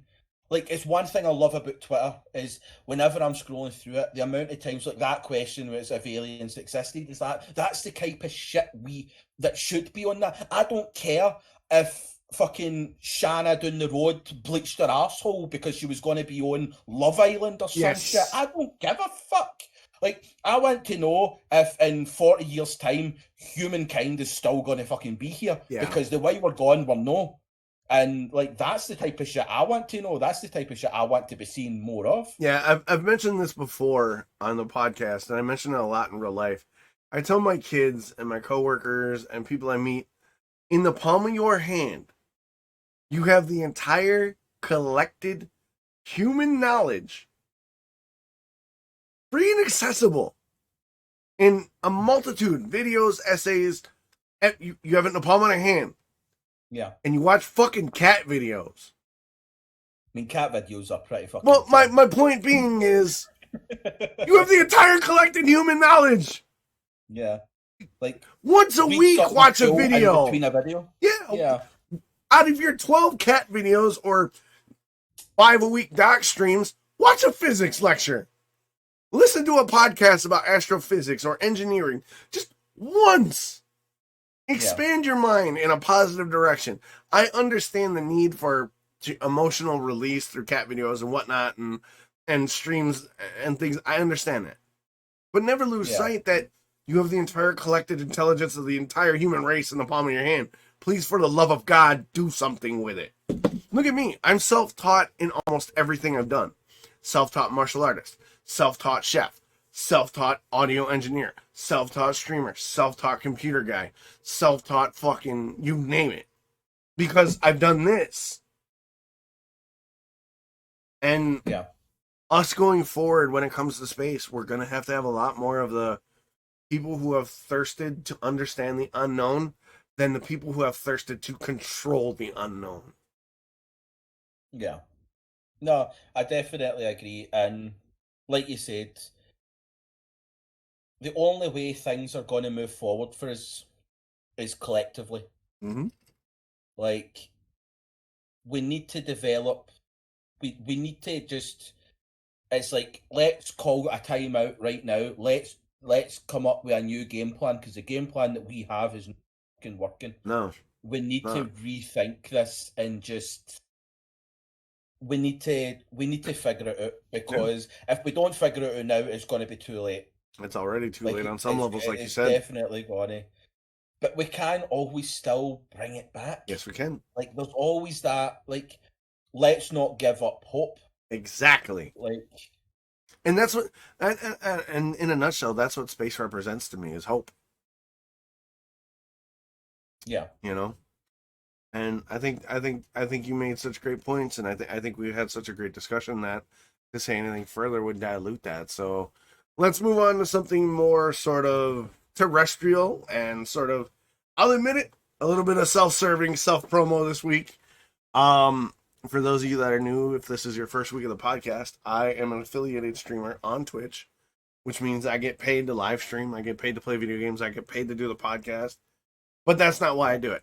I do it because I love being on camera. I love making people laugh. I love elevating people's discourse. And I love hanging out with good people like Chris. So, Last couple In actual weeks, fact, he just really likes the money. So, I mean, like, it's send him all your money it's not because that's bad. all he cares about. All of them, I'll rub it all over my nipples. It's all good. So, POS. hey, that's not a sex act. Now, if I said I would shove the money somewhere else, that's TOS. It depends. Is your tongue in or out? Because that's the difference if it's a sex act or not. Oh, in all the time. In. Oh no, you're fine. Okay. That's all right. That's I would clear that up. So, for those of you that maybe have stumbled upon the podcast or this is your first episode, I'm an affiliate streamer on Twitch. And the hardware I run on is a 6-year-old laptop. It's sort of over the past month, sort of slowly dying. And the community around me has rallied together and put together a machine that I won't need to upgrade for the next 6-7 years. Like, you guys have went above and beyond my expectations or whatever. I'm not going to go into it. I'm already flabbergasted about the thought of it. So this week, after Dante, my brother, finishes putting everything together and triple testing everything, I'm going to be getting my new computer. And I'm going to take the week to get everything back up to speed, transfer all the overlays and all the art and all the audio sound effects and put in all the commands to my chatbot. And I'm gonna make a return to streaming. I'm gonna come back. I'm gonna hit it like you guys thought I streamed a lot before? Bro. Next level. That's what everybody deserves who put in. I gotta get on my bicycle and just run. I got 3 months to get as much time in and do as much progress as possible to show you guys that what you sacrificed and donated, it's not going to go to waste. So this week, I don't know if it's going to be Friday or Saturday or Sunday, but I'm coming back. And I just wanted to take a minute on my ramble to kind of talk about some of my fears, some of my expectations, some of my goals, and some of what you can expect when I come back. So let's tackle the first one of what you can expect, because that's quick and easy. What you can expect is now with the more powerful rig that I have, I'm going to be able to run a lot more of the games that y'all have requested me to play, because you want to see my thoughts and commentary and reactions to some of these higher end titles. And don't get me wrong, indies are still my bread and butter. Indies are going to be the feature of the channel going forward, but now I can sprinkle in some of those higher end titles. So I made a new schedule, and what we're going to be looking at is we're going to do Horizon Zero Dawn, the complete edition, which is the popular PS4 exclusive a couple years ago, where it's sort of this primitive, technologically based human tribalism, and you're trying to figure out how the world came to be. That's one. I also got asked to play a game called Neo 2. It's basically Dark Souls with historical Japan. And everybody wants to see me play that because I'm a martial artist. I taught martial arts for 20 years. I know a lot about Japanese culture and Asian mythology. I'm no expert. I've learned a lot, and I know what I know. And people want to see my thoughts about how that was represented. And Neo 2 is hard as fuck, and they want to see me die over and over and over because apparently I have funny reactions. So you'll see that. You'll see Stardew Valley coming back. You'll see Elite Dangerous, because a lot of people have requested me to play Elite Dangerous because they want to see me play a space game. And then there's going to be a lot of collabs, RPGs on Saturdays. The podcast is being streamed again. And then I'm going to do collabs with like Chris and my friend Dredd and Zim and our friend Rins and a lot of our streamer friends who are like, you're back, let's collab. So that's what you can expect going forward. That's the type of content. Like the same shit that you wanted, just a little bit, throw in some of those higher end titles and just have a lot more of it, because now I can do a lot more presentation things and run things at higher quality. So what I can bring to you from what the community has given me is all good things and better things for you. And then in the fall, once I'm established in Oregon, we're going to bring back an RPG on the channel, hopefully Star Wars, where Chris can join the game and Dredd and everybody can jump back in, because I'm going to take the summer to try and write something up, get established in my new home, and really get everything set up so that we don't have this work in progress for the new RPG. as a thank you to the community and to the guys who have been so understanding about having to shelve the RPG on my end. So that's the expectation, you guys. That's what you can expect from me. The expectations on my end of what I want to be able to give you everything I gave you and more.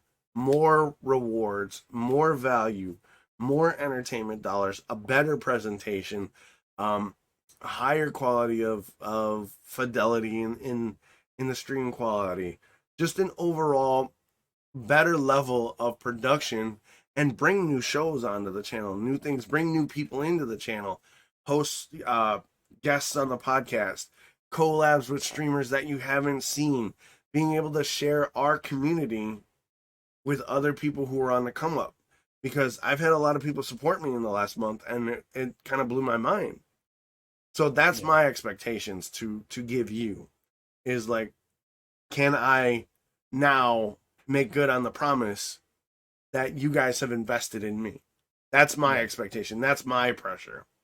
My fear is my life's going to get in the way. I'm going to get disinterested in the games that you guys have asked to play. I won't be able to do collabs with the people I want, or do community nights like we want. And it's not really a fear, but like, there's always that fear of coming back is, are people going to be there? Are they even going to give a shit? And I know that people will be there. Like, you'll be there, and Tim will be there, and everybody who's in our community will be there, but will there be new people? Will we continue the same growth we were doing? Will we be able to grow the podcast and the stream and the brand so that we can affect positive change, not only on Twitch, but within our community? Can we get other people affiliated? Can we shine the light on games and streamers that need that light? Because, like, I'm affiliated, I'm on the come up. Now I want to put my platform forward and help other people. But my fear is I'm not going to be able to do that. And I think it's an irrational fear, but it's one that I think every streamer or content creator has when their content goes away due to technical issues or life. Yeah. And I think that's at this point irrational, because I have taken breaks along the way where I've gone away for a week or two because I had family stuff and I've been honest with people. But I don't know. It's just something in my mind that I'm going to have to overcome when I hit that go live button for the first time in like a month, you know? Yeah. I think it's that kind of way. Like, I mean, I can't really say much on it because, like, I'm not a streamer, so I don't know the kind of the mental kind of like of that. But I mean, I've heard, like, in other streams, I have heard a lot of streamers kind of say that the one thing that they are worried about is taking a break, because like when you've got like the streamers that are kind of like 4, 5, 6,000 plus, it's like they go away for a day, even a day, like they miss a stream, and there's that chance that they come back and they've lost 1,000 viewers. Yeah, that's crazy. Like it's like it's such a cut knife society, whereas you take that break. I don't think it's an irrational fear. Right. Like, I do think it's like a genuine fear that it's a possible outcome. And I think that's what makes it more terrifying, is the fact that, yeah, there is a chance that you'll come back and the growth that you'd gained in the last couple of months has went away again. But the only thing that I can kind of say to that is you've done it once. Yeah. Like I it's annoying because, like, again, I can't put a lot of my thought and opinion into it because I'm still new to the kind of the platform and this kind of way of life. But the way I've always seen things throughout my entire life is your end result is still there. Yep. Your end goal is always going to be there until you die. The end goal is there, the end of your journey. Everything that happens until that, good or bad, are just bumps in the road. Yep. And let's be honest, the way the government fucking take care of the roads, there's a lot of fucking bumps. Yeah. But the way it is it's how you handle those bumps.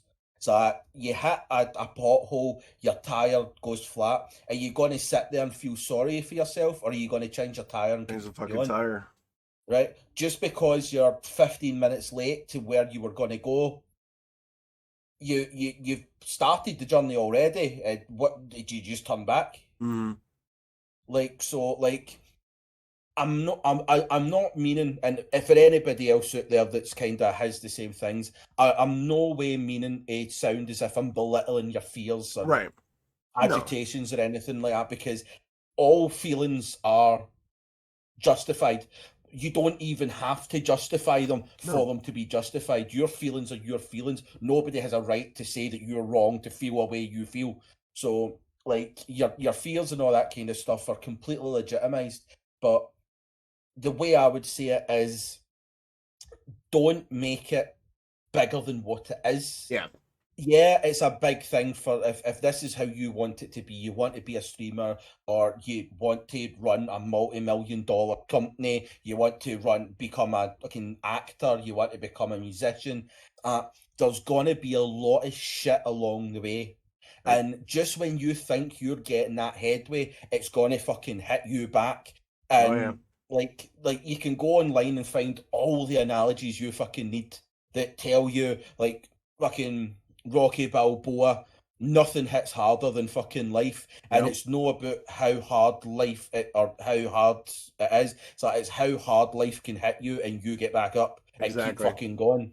Like, there's always going to be something that's going to slow your progression. It's going to be something that's make you go, "What the fuck am I doing this for?" The reason you're doing it is because it's what you want. Some things happen where you go, "Do you know what? I don't know if this is what I want anymore." Things change, your opinions, your thoughts, your everything changes that makes you kind of go, like, maybe streaming isn't the avenue you want to go. Maybe you've tried streaming and you've went, you know what? I actually prefer the production side of things. Yes. I prefer being the guy at the other side of the camera, making everything kind of work. You segue into that new avenue kind of thing. So for you personally, I wouldn't see this is a bad thing. Like, yeah, it's been a month since you've been able to stream. There's going to be viewers that aren't going to be there. There's going to be people that just aren't around. But all that is it's going to open up. Like, as you said, you're going to be able to play other games. That's a whole new viewer that's going to be coming along.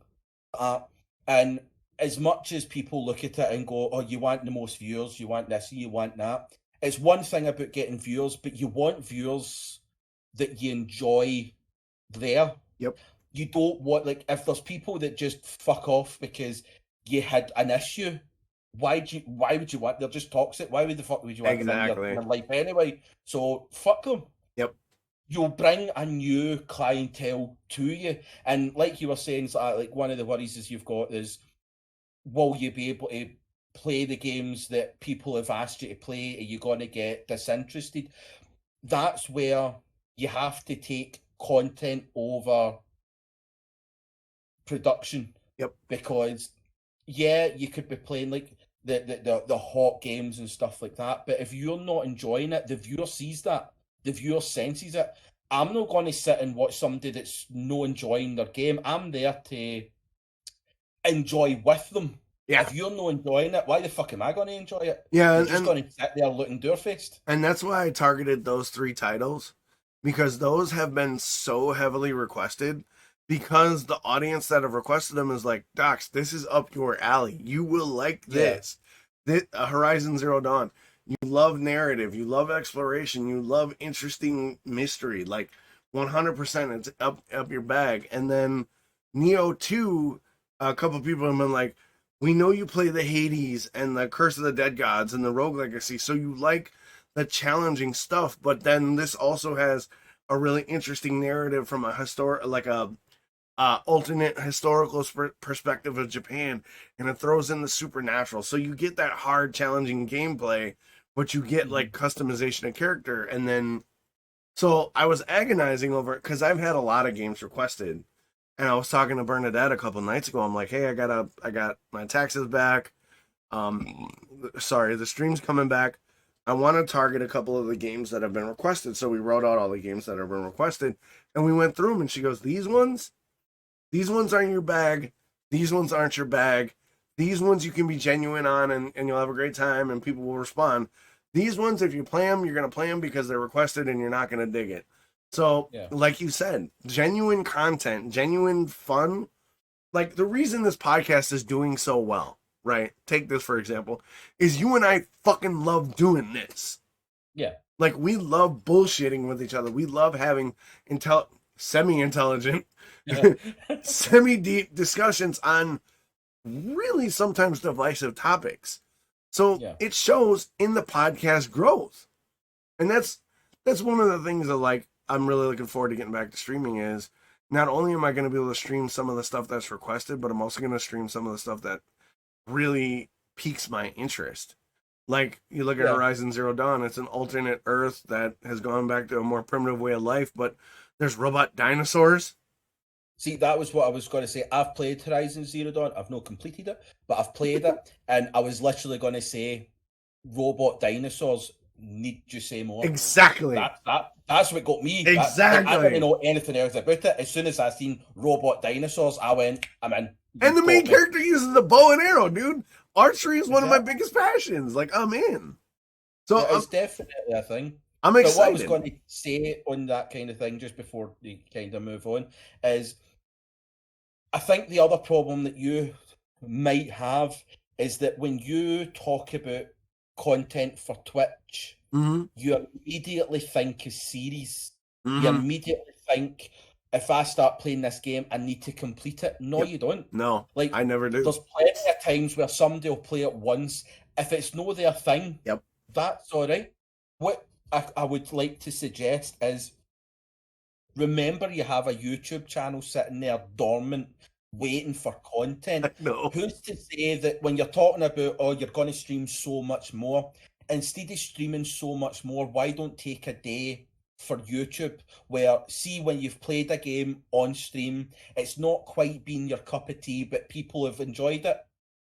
Off stream, record the gameplay, edit it. There's a YouTube video. Yeah. And then that's your two problems with the one stone. I fucking hate video editing though. But the thing where is, you don't have to edit the whole thing. Like, you can just put out your, like, chop it 30-minute clips. Like, just time it out and go like that. Like, because, like, if you were to record one game for 4 hours and then say, right, every, like, set your timer for like 45 minutes, and then when you get to a good kind of cut off bit, like after a mission or a end of a cutscene or before a cutscene, just chop it there, and then that's your 4 weeks worth of content for that one day. Next week you can play another game, and then by the time it gets around to playing the next game, you've got 9, 10, 11, 12 weeks worth of content in your bag that you can just slowly put out. And then people will get the series that they want and they enjoy, but you won't have that kind of pressure to perform live. Yes. And seem as if you're enjoying it. You can sort of just go away with yourself and you can play it when you want to. Yep. That's a great point. Fine with it. So I think in that case, it's a good thought compromise. Yeah, it's a great compromise to it. And then you're not going to burn yourself out in streaming. You're not going to put out too much that you really can't handle. You're not going to affect the quality of your streams because you've just not got the passion. Or you're just not genuinely enjoying the game.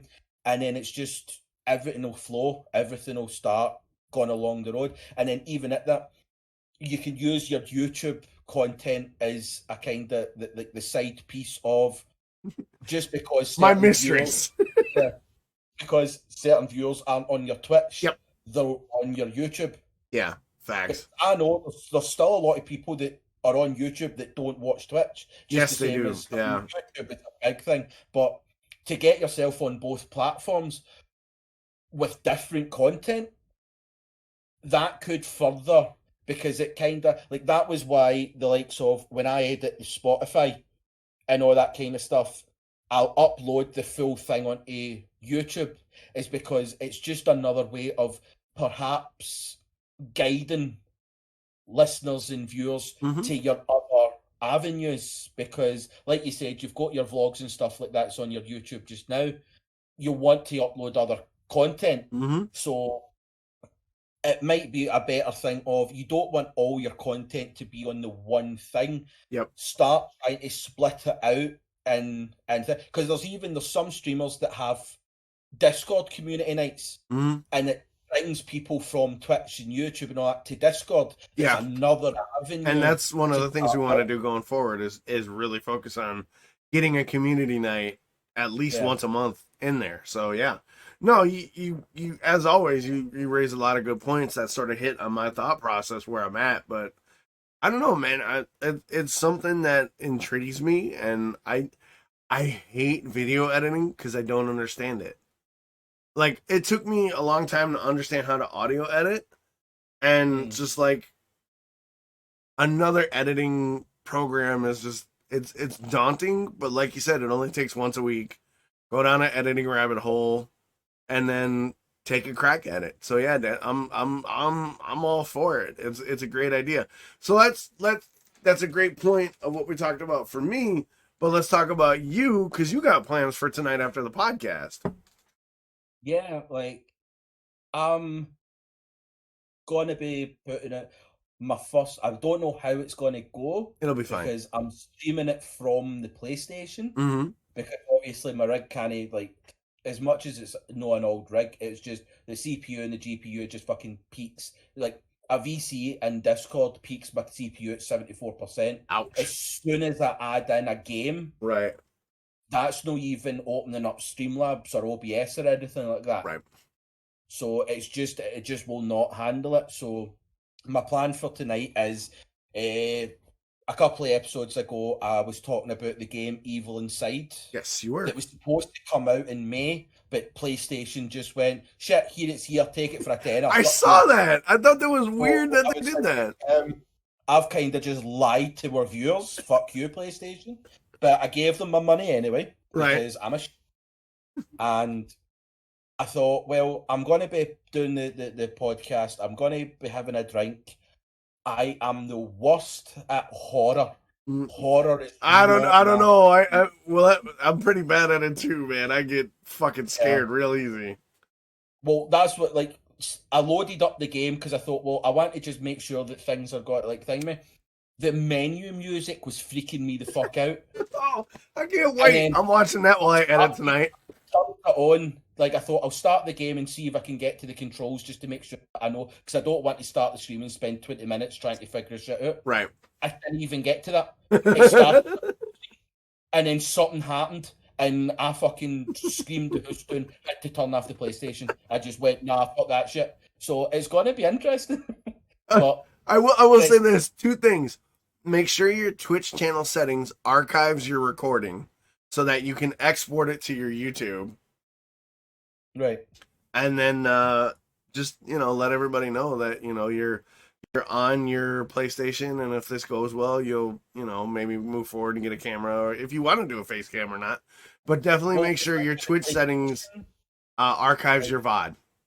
Yeah, no, I'll definitely kind of got into that. But the thing with PlayStation is PlayStation 5, you need to have the PlayStation camera. Okay. Like the PS4, you could get a connector that you could plug in as a USB and then use your own camera. Okay. PlayStation 5, it's PlayStation only. Oh, fuck and that. as far as the reviews have seen, it's a shitty, like it's a 1080p, but it's a shitty 1080p, and it's not worth it. And at the same time, as much as putting my face on the podcast and something like that, I really don't want my face of absolute fear. It's about comfort. So, but again, this for me, this is just like I don't have a kind of expectation to have this as a weekly thing or a daily thing. It's just an experiment. This is just, it's not even an experiment. What it was is I got a horror game and I thought, I wonder if people would be interested in just, because I want to be able to, because my first stop was putting it on Discord and just having a laugh and letting Mhm. people think it. And I thought, well, I can't stream it on Discord. Maybe I'll just put it on my Twitch. And if anybody, it was more a kind of, if friends want to come and watch and just have a laugh, I'll be all well watching and it while good. I edit. So I'm not even looking at it to be a series or that. I've been drinking. I'm going to continue drinking. I'm not at work tomorrow. The only thing I've got is the podcast to edit. And I feel as if there's no a lot that we have to take out this episode. Nah. Even though last week I never took out fucking anything. I think the first 30 minutes, I sat there and proper focused. And then the hangover set in. Because off stream, like once I left the Discord and the podcast and that kind of stuff, I did not finish drinking. I continued. Oh no! Just myself in my room watching YouTube. I just thought, fuck it, I'm just going to keep on going. Right. And then the next Monday was just, it was Monday to, it was, I tell a lie, it was Tuesday night. I finished editing. Put everything up to schedule for it to be uploaded on the Wednesday. Nice. Because Monday was just a non-fucking starter. Just the first 30 minutes went seamlessly, and then it was like, it wasn't until Thursday. No, it was Friday when I listened back on Spotify to listen to the whole thing, and it was just, I was sitting counting. I was I've said that kind of stuff 74 times. I've said and all this stuff 89 times. I've said I'm supposed to take out the ums, and I've left them all in. And on Tuesday night, I went, job well done. That's perfect. And it's like, I just left most of the podcast just as it was. Like, there's even bits in the podcast where I literally say to you, it's all right, I'm just waiting so that I can clip this out because I don't want like you did tonight. And I put it in. It's me, you, and B sitting talking just bullshit that wasn't actually supposed to be in. Right. That'll be good. That'll be all right. That's all right. Podcast. Yeah, man. No, I'm actually excited to like hear you play a horror game because you and I have this weird relationship where like we've known each other like 7 months, but like we're so close. We're like, I'm literally just sitting here going, yes, I want to hear him scream like a bitch. Because I'm gonna be editing. Once we wrap, I'm gonna be editing for the next 3 hours, cleaning everything up and making sure the audio is crisp and whatnot, so that you can edit the ums and shit out. But yeah, like it'll give me something to do to like keep my mind focused on the job. Where I'm like, okay, and I don't gotta play the horror game, so I don't gotta scream like a bitch. The only thing that I'm not looking forward to is when I watch or play horror games, I get so much more Scottish. Like, the terms that I use are just straight up Scottish. And that's what is that it's just going to be an hour or so of not able to understand this screaming Scotsman that's shitting himself at a fucking video game. Nope, that'll be perfect. It'll be amazing. I'm all for it, and so are the listeners. Unfortunately, if you're listening to this on Spotify or watching it on YouTube, this will have happened in the past, but because Chris will make sure his settings are on his Twitch, you can go back and watch the VOD and laugh along with us. Yeah, you can enjoy that. I'll leave everything in the descriptions. I'm excited, man. It might go missing. It might go. No, it won't, because I'll be on you. But like, did you put it in the description? Did you put it in the description? But yeah, man. When you brought it up, I was like, yeah, dude, do it. Like, I'm not one of these streamer guys who are like, no, I don't need any more people streaming. No, everybody, if you have any interest in a live sort of setting of, because to me, let me put it in a way a lot of people can relate.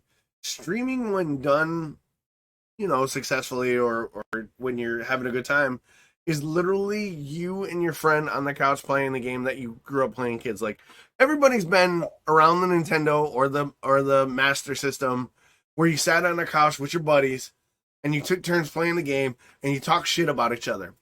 That's Twitch. It's you playing a game, your buddies in chat roasting your dumbass for just being atrocious, and you telling them, shut up, you think you can do better? Buy the game yourself. Yeah. Well, that's kind of how I'd seen it. Is, again, I'm not doing this with any Right. expectation of being a streamer or anything Mm-hmm. like that. I've got other things in my life that Yeah. take up way too much of my time to like. I'm not belittling streaming on Mm-hmm. Twitch. I'm just saying it's not an interest of mine that's the avenue I want to go down. I've got other commitments and jobs that I want, like I like and I Like enjoy. shagging sheep. Yeah, exactly. So we need to go to Wales because I've heard their sheep are gorgeous. All right, then let's go. So it's more a case of it was just I bought the game and I thought I wonder if my pals would be interested in Yes. just hanging out while I fucking The answer is shit myself. overwhelmingly yes. Yeah. So yeah, so that's what I'll be doing after Mm-hmm. this Yep. is done. I'm gonna eat and But laugh my I ass will off. I'll make sure that I've got the settings right and I'll make sure I can get it up on YouTube because docs help me. That's right. And the other thing too is like face cam is completely optional. You brought it up. You're like, I don't know if I want my face out there. Originally, when I started streaming, and I know we need to move on to the happy ending and whatnot because we're coming up on 2 hours. When I started streaming, I didn't want to do face cam because when I would watch playthroughs on YouTube, I really didn't like people's faces taking up area of the game. I wanted to see the game and Yeah. hear their commentary and their reactions. But then a friend of mine who is really good at handing me criticism and whatnot, and she kind of took me aside. She goes, I know Facecam isn't something you want to do because you want your commentary and your whatnot to kind of stand on its own. But your reactions to things and watching you, she goes, you're so expressive and your voice is so layered to see and hear your reaction for you and your quality elevates the stream on an entertainment where somebody who doesn't have, and I'm not shitting on these people, don't get it wrong, but somebody who isn't as expressive or doesn't have as layered or rich a voice that I do, maybe a face cam isn't something that adds to their stream, but in my case it does add an entertainment value. So if you don't want a face cam, don't face cam. And this, I'm not talking to you specifically, I'm talking about anybody who wants to get into the streaming space or the YouTube space. If you want to be a faceless streamer or a faceless YouTuber, go right the fuck ahead. Because you'll find somebody that, as long as you're genuine, passionate, you'll find people that jive with it. 100%. 100%. Well, as I said, for me, I would put, like, I did try to figure out how to connect the camera up, but then I found out that you have to have the PlayStation cam, which I might or might not look into. Mm-hmm. Like, again, the reviews seem to go that it's a shitty camera. Yeah, right. But, like, for the sake of, if it's the only way that I can do it, like, I mean, there is plans that I want to kind of upgrade my computer and get a bit more of a powerful computer that I can do things like that. Yeah.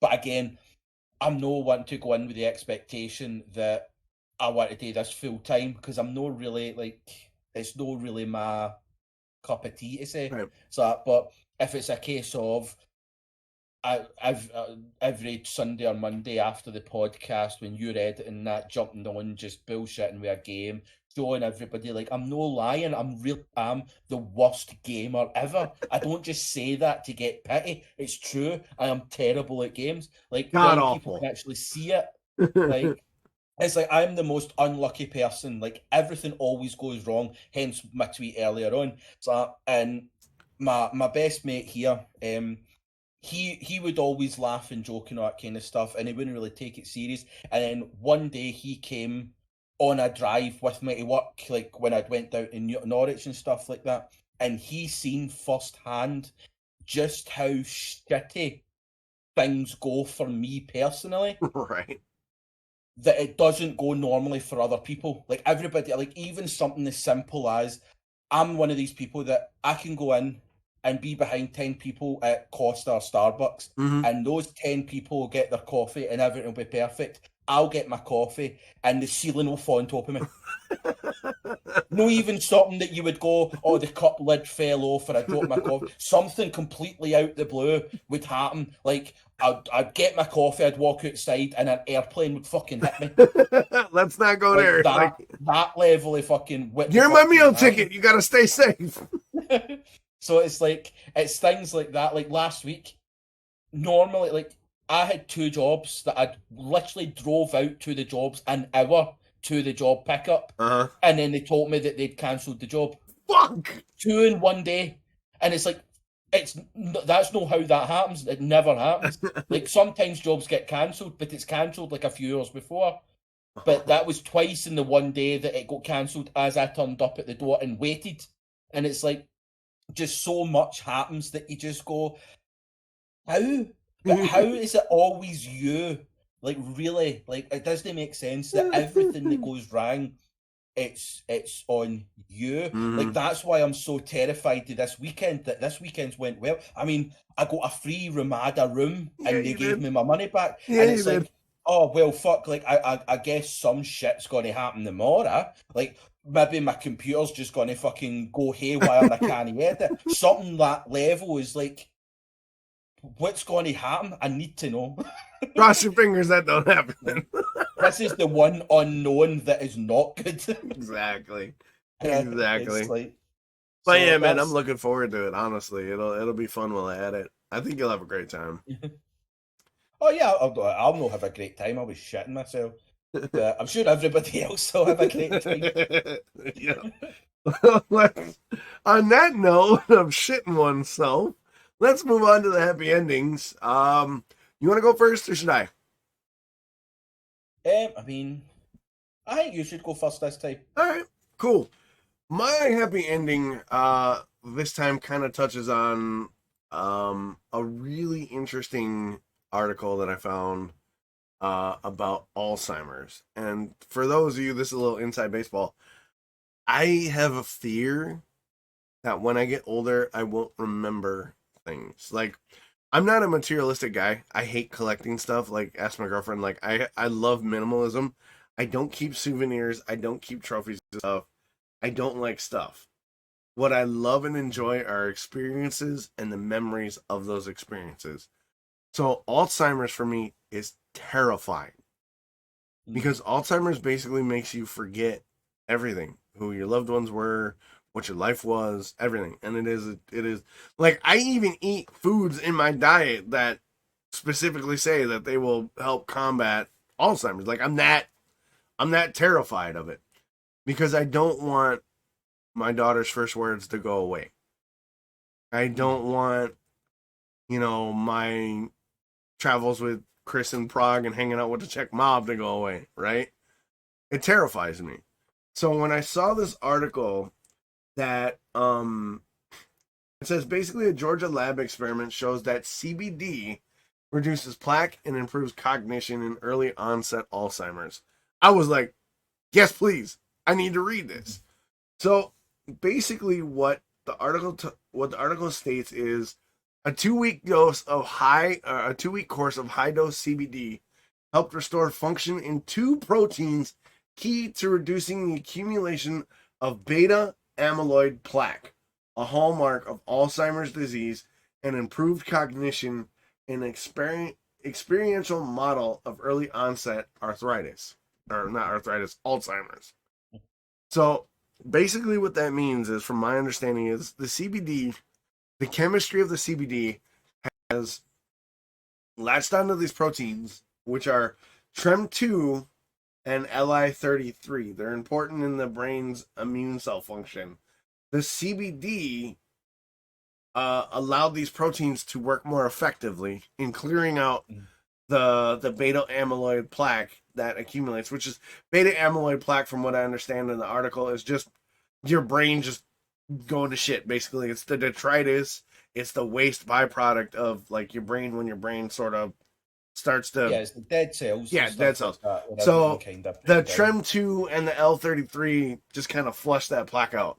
The CBD allowed those two proteins to work more efficiently and boosted the brain cells' immune function a lot better.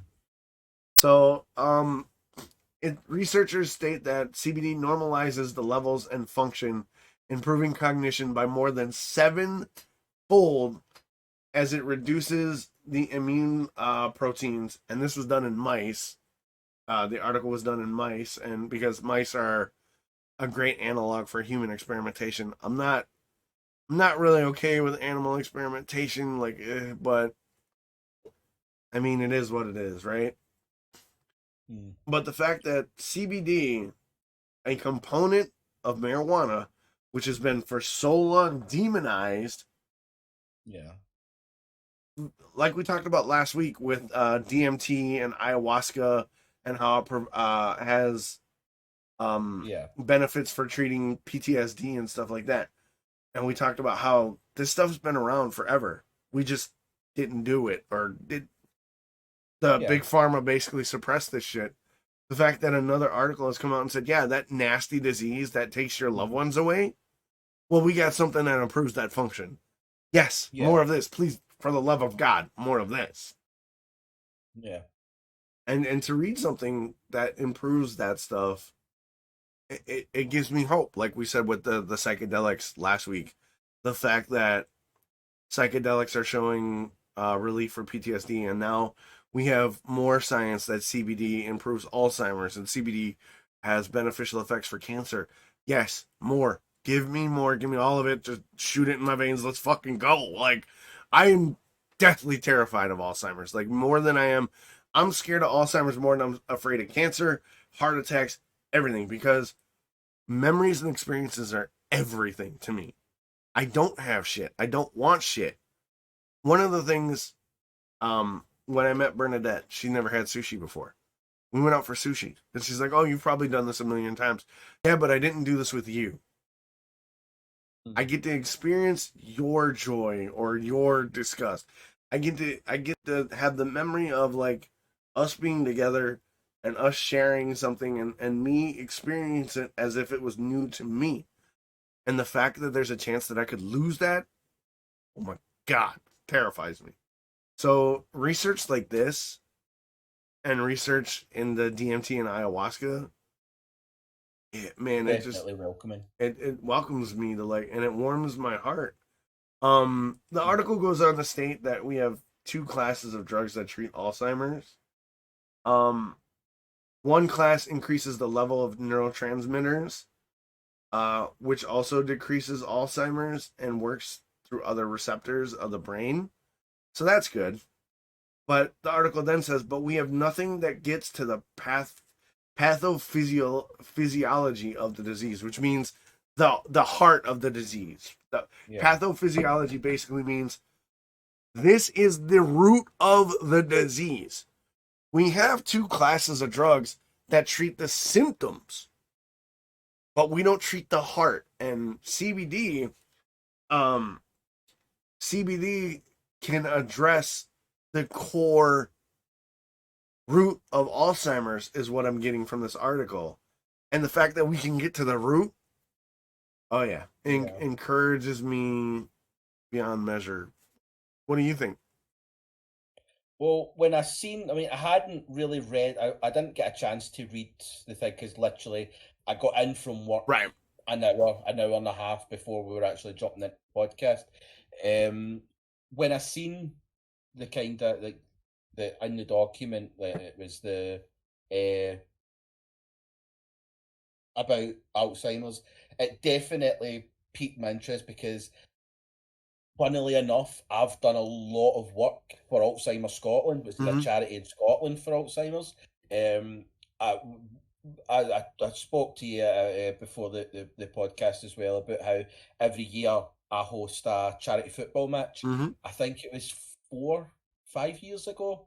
Alzheimer's Scotland was one of the chosen charities that we chose to actually do it for. Nice. I've actually, like, for the last 15 years, I've worked with this particular charity because um, it's not that I have any personal connections to Alzheimer's. I don't have any family members we've lost to Alzheimer's Oh, and that, thank God for but that.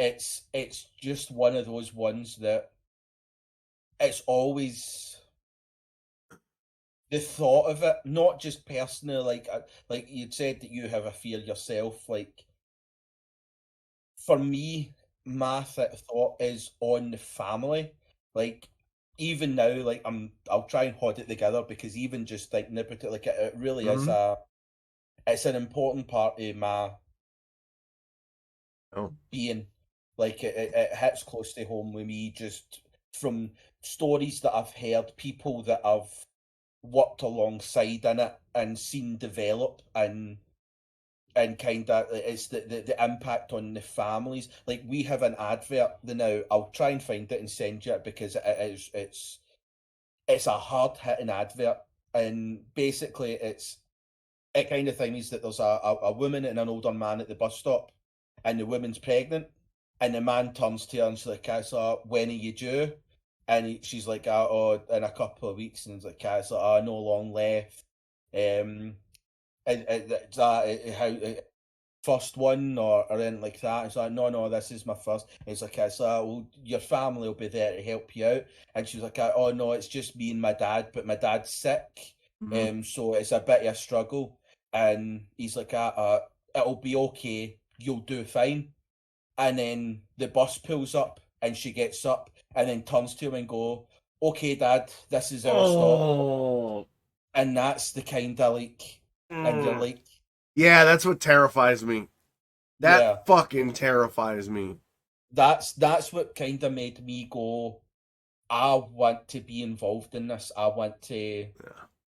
I need to do what I can to kind of think, because I would hate to, one, go through it, but to see anybody have to see a family member go through it is just, it was heartbreaking to me.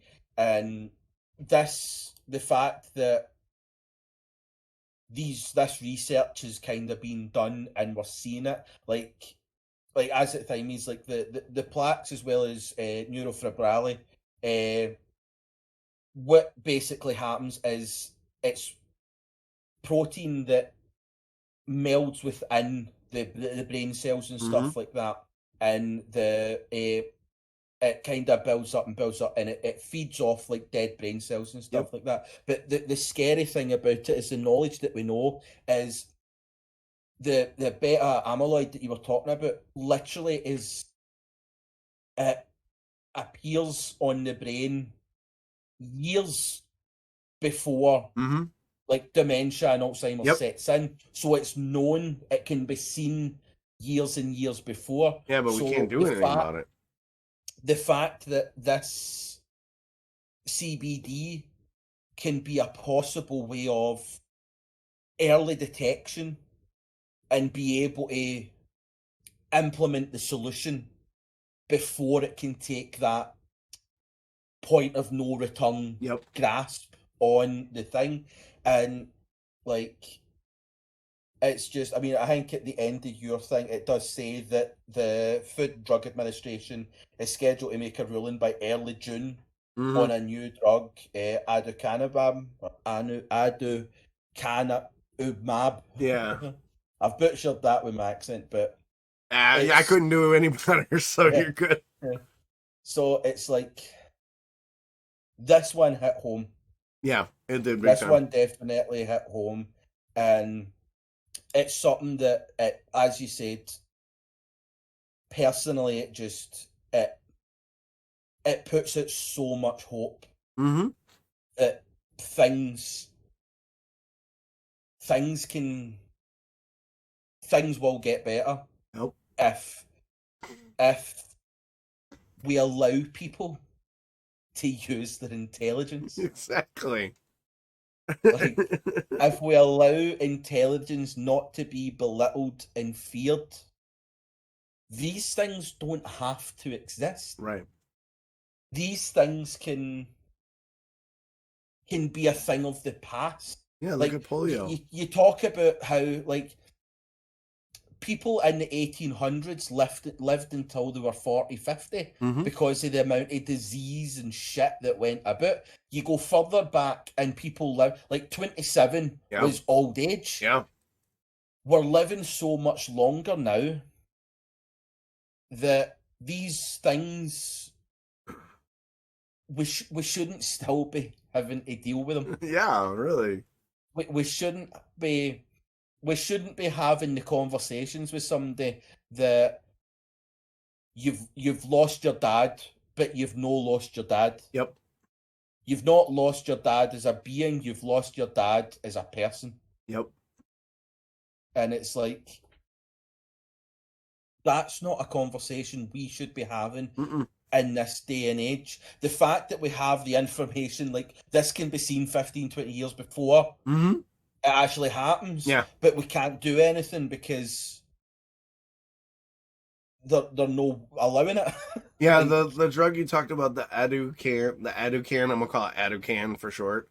The yeah, aducan, the either, basically the information about the drug that's being tested by the FDA literally says which would be the first to attack and help clear beta amyloid plaque. Yes, fucking please. Fast track yeah, that shit, make it affordable, make it safe, and fucking get it out there. Especially in cases where it does have that buildup that you can see, so that you can yeah, flush it out before the beta amyloid plaque goes, oh, I'm gonna fuck your world up now. I've been hanging yeah, around, building my little house, laying my little plans. Now I'm gonna fuck your world up. We yeah, potentially have a drug that goes, get the fuck out. That, oh yeah, God, just, exactly. and like I said, for me, I'm terrified. I'm terrified of Alzheimer's because I have kids. I have kids that I got when they were really young. I made one, and I got kids that I got that were younger, and I've got memories with all of them. I've got memories of my dog. I've got memories of my friends. Like, my memories and my experiences with those people are more precious to me than anything anybody could give me to wear or to have in my house. The fact that I've had experiences with you and we've only known each other, we have plans to have other ones. Like, if I was to lose that one day, that'd be it. Doc's out. Deuces. Yeah, Put me on a boat, light that bitch on fire, smother me with a pillow. Because if I lose those memories and I lose who I am, yeah, curtain call me right away. Because I would be miserable. It would be my own personal hell. yeah, So something like this, yes, please do more of this. Do definitely, all of this. definitely. It did say in the article that dialing in the dose is going to be the key factor. Figuring out what doses are going to have the best effects at different stages of the disease, well, is going to be one of the key factors going forward. Which, if we're already figuring doses and the FDA is already looking at it, yes, all of that. Let's go. Yeah, But yeah, definitely.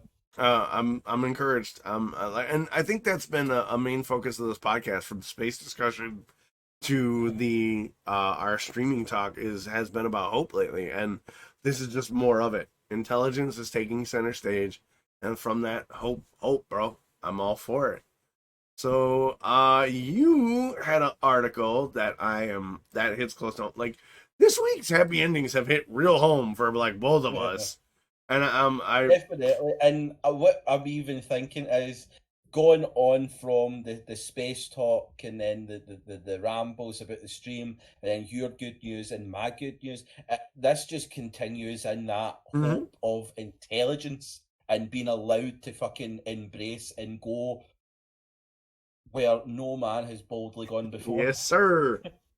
But basically, and this comes out of Scotland, my first good news out of fucking Scotland. Let's Here we go. go.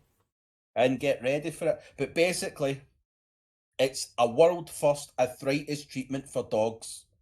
It's been rolled out in Scotland. It's a 13-year-old Cocker Spaniel called Chloe from Falkirk. Um, Basically, what had happened is for the last 10 years, she's suffered badly with Right. arthritis and that kind of stuff. She's suffered with dysplasia in her hind legs, front elbow, which Mhm. later developed into arthritis. But what had been happening is the medicines and stuff like that are out now cause the like of liver damage. Ow. So basically, what they said is this treatment, the way like McMenemy, basically who is the vet? No, McMenemy is our owner. Mm-hmm. The way she described it is, with this treatment, it'll be a godsend, not just for Chloe, but for other dogs living with arthritis too. Right. With her arthritis, she's not able to go out for much walks. If she can walk for 10 minutes instead of 5, that'd be good progress. Yeah. Basically, what it is at the moment, the drugs and the medicines that they have just now cause the likes of gastric ulcerations, Ugh. kidney suffering, liver damage, and stuff like that. It's just it's what comes with it. These antibodies, none of that, no issues.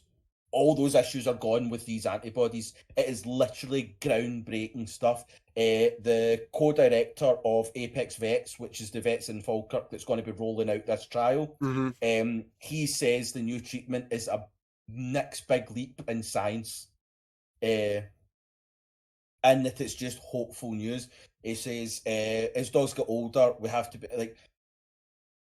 we have to be careful of giving them the anti-inflammatory drugs, because it's those drugs that are causing these other issues. Right. And as the dogs get older, these issues are then intensified because the dog's old.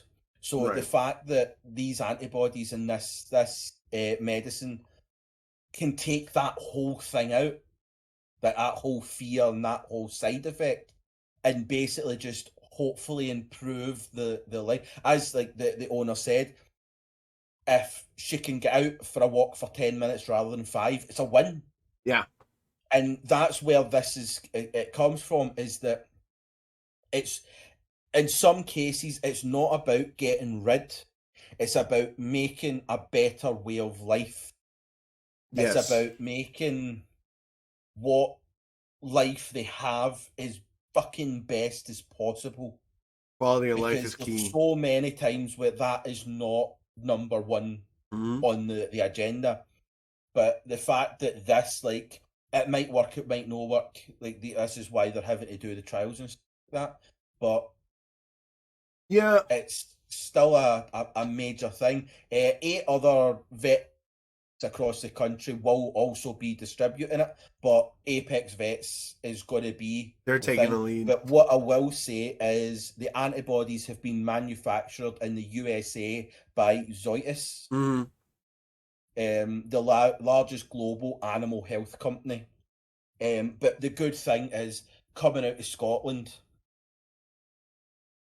obviously there's still vet bills and stuff like that here, unless you're on benefits or out of work and stuff like that, where again, let's talk about how amazing Scotland is. Not only do you get free health and education and free prescriptions, if you are under a certain like yearly income, and or if you're on benefits or job seekers or anything like that, or health benefits, there is charitable vets that you can go in and get your animals free vet care and medication and stuff like that. What they ask for is a donation to the vet. Oh, 100% all day. So it's that kind of way. It's like you kind of put in what you can in your, because at the end of the day, that's how this is. It shouldn't be a money making thing. Exactly.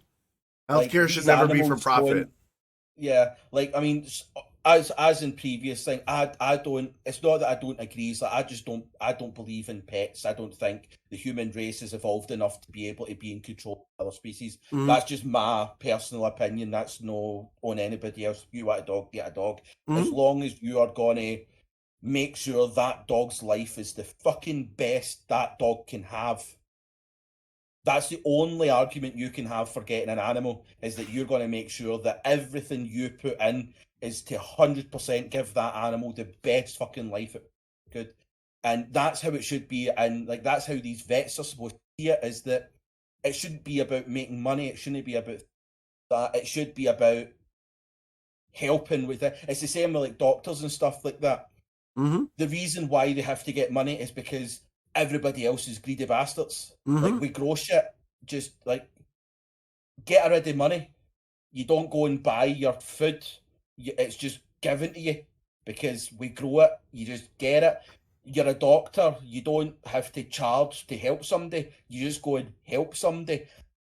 the only reason you have to work and make a living and things cost money and you get paid and stuff is because things cost money. If you Yeah. got already money, you wouldn't have that kind of thing. I would just deliver shit because I don't need money for a job if I don't have to pay to get shit. Yeah. So, like, imagine that world. Imagine that world where everybody just went, Well, I mean, I'll do that for you.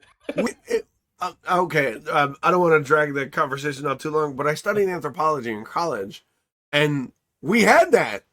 We had that. They were called egalitarian societies where people got what they needed and people gave what they needed because it was the benefit of the community. Now, the payoff was that people in skill sets got, recognition and they were held in certain esteem, but they didn't lord that recognition over everybody else and say, well, I'm a doctor. You must genuflect upon me for me to cure you. Like in an egalitarian society, everybody got what they need and everybody got their fair share as long as it benefited the greater good of the community. Now, when you talk about money, yeah, money, there's a reason the root of all evils is called money. Because once you start entering in money, you start entering in value. And when value comes to play, value is in the eye of the beholder. Yeah. But we have put down these arbitrary rules to dictate value. Thus, we need money to exchange for that value, which is a fucking stupid system. No, I'm not. Yeah. You and I are not naive. Like people have to make money to get materials to do what they need in this Yeah. world, right? None of Yeah. us are saying that profit is a bad thing, but excess profit and withholding beneficial things for the sake of greed is fucking bullshit. Yeah. Am I wrong to assume that's what you're You're getting at? definitely not wrong. Okay. The interesting Yeah. thing about the treatment though, it said that it's a biological therapy that involves the synthesis of antibody molecules to eradicate pain caused by arthritis. Now, it doesn't go into the science of what that is, but if I was to hazard a guess, because I have some experience with arthritis and pain through fibromyalgia, what these antibodies are going to probably do is target the the signals of the pain receptors and the brain has beta amyloid plaque which causes damage to cells. I would assume these antibodies are going to target the agitators of the arthritis to eradicate them. The arthritis, whatever the beta amyloid plaque is for arthritis, I would think these antibody molecules will be targeting that and clearing it out so that the joints can rebuild themselves, because a lot of arthritis and pain is the breaking down of the regenerative cells in the joints. So once you clear out the shit that's attacking those regenerative cells and giving the body time to regenerate, the body will cure itself. There was a lot of groundbreaking science that came out recently about cell telomeres. And what those are is basically all cells have these long tails called telomeres. And these tails represent your cell's regenerative timeline. As your cells regenerate from pain and damage, these telomeres get shorter and shorter and shorter. And as they get shorter and shorter and shorter, the cell's ability to regenerate and replicate itself get less efficient until they eventually die. So a lot of the anti-aging science is targeting regenerating these telomeres and giving them a longer lifespan. So, and I'm no science. Like I'm basically going off of what I understand of arthritis and what I've heard in podcasts and rabbit holes. I would assume those antibodies target the arthritis molecules and sort of peel them away from the joint cells, allowing the joint and the muscles to rebuild. And dude, if they can do this for dogs, think about what they can do in humans if this is beneficial in dogs. Yeah, exactly. Like it again, like this whole episode has been, it's a segue into what could be. Yes. Like this is just the beginnings. This like it can get so much more than what it is right now. So yeah, man. I'm all for it. I am all for the greater evolution yeah. of everything. Yeah, me too. Yeah, exactly. The greater good of fucking everything. Yeah, me too, man. I'm all for it. And again, this article hits home for me because if you're just coming across the podcast, I got a pit bull, man. She's amazing. She's a year and a half. She's gonna be 2 years in July.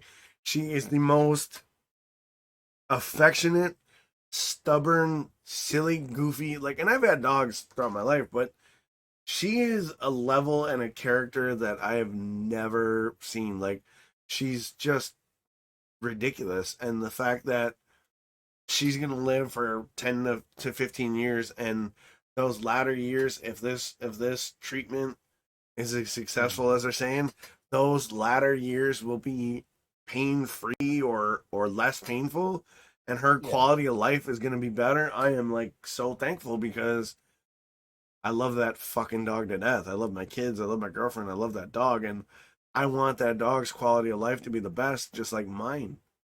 And hopefully arthritis meds for dogs translates into better arthritis meds for humans, or vice versa, because no, exactly. we're not all different. Like, humans are still animals. We have similar biological structures. We just possess different DNA, but like the work we do with animals, like in the Alzheimer's one, they're using mice as a human analog. Dogs, successful in dog trials could be successful evolution for human arthritis treatment, and I'm all for it. Yeah, all for it. Yeah, but I definitely still think if, like, the way that the dog arthritis is coming is it was created for dogs. It wasn't a trial for future. Yeah, no.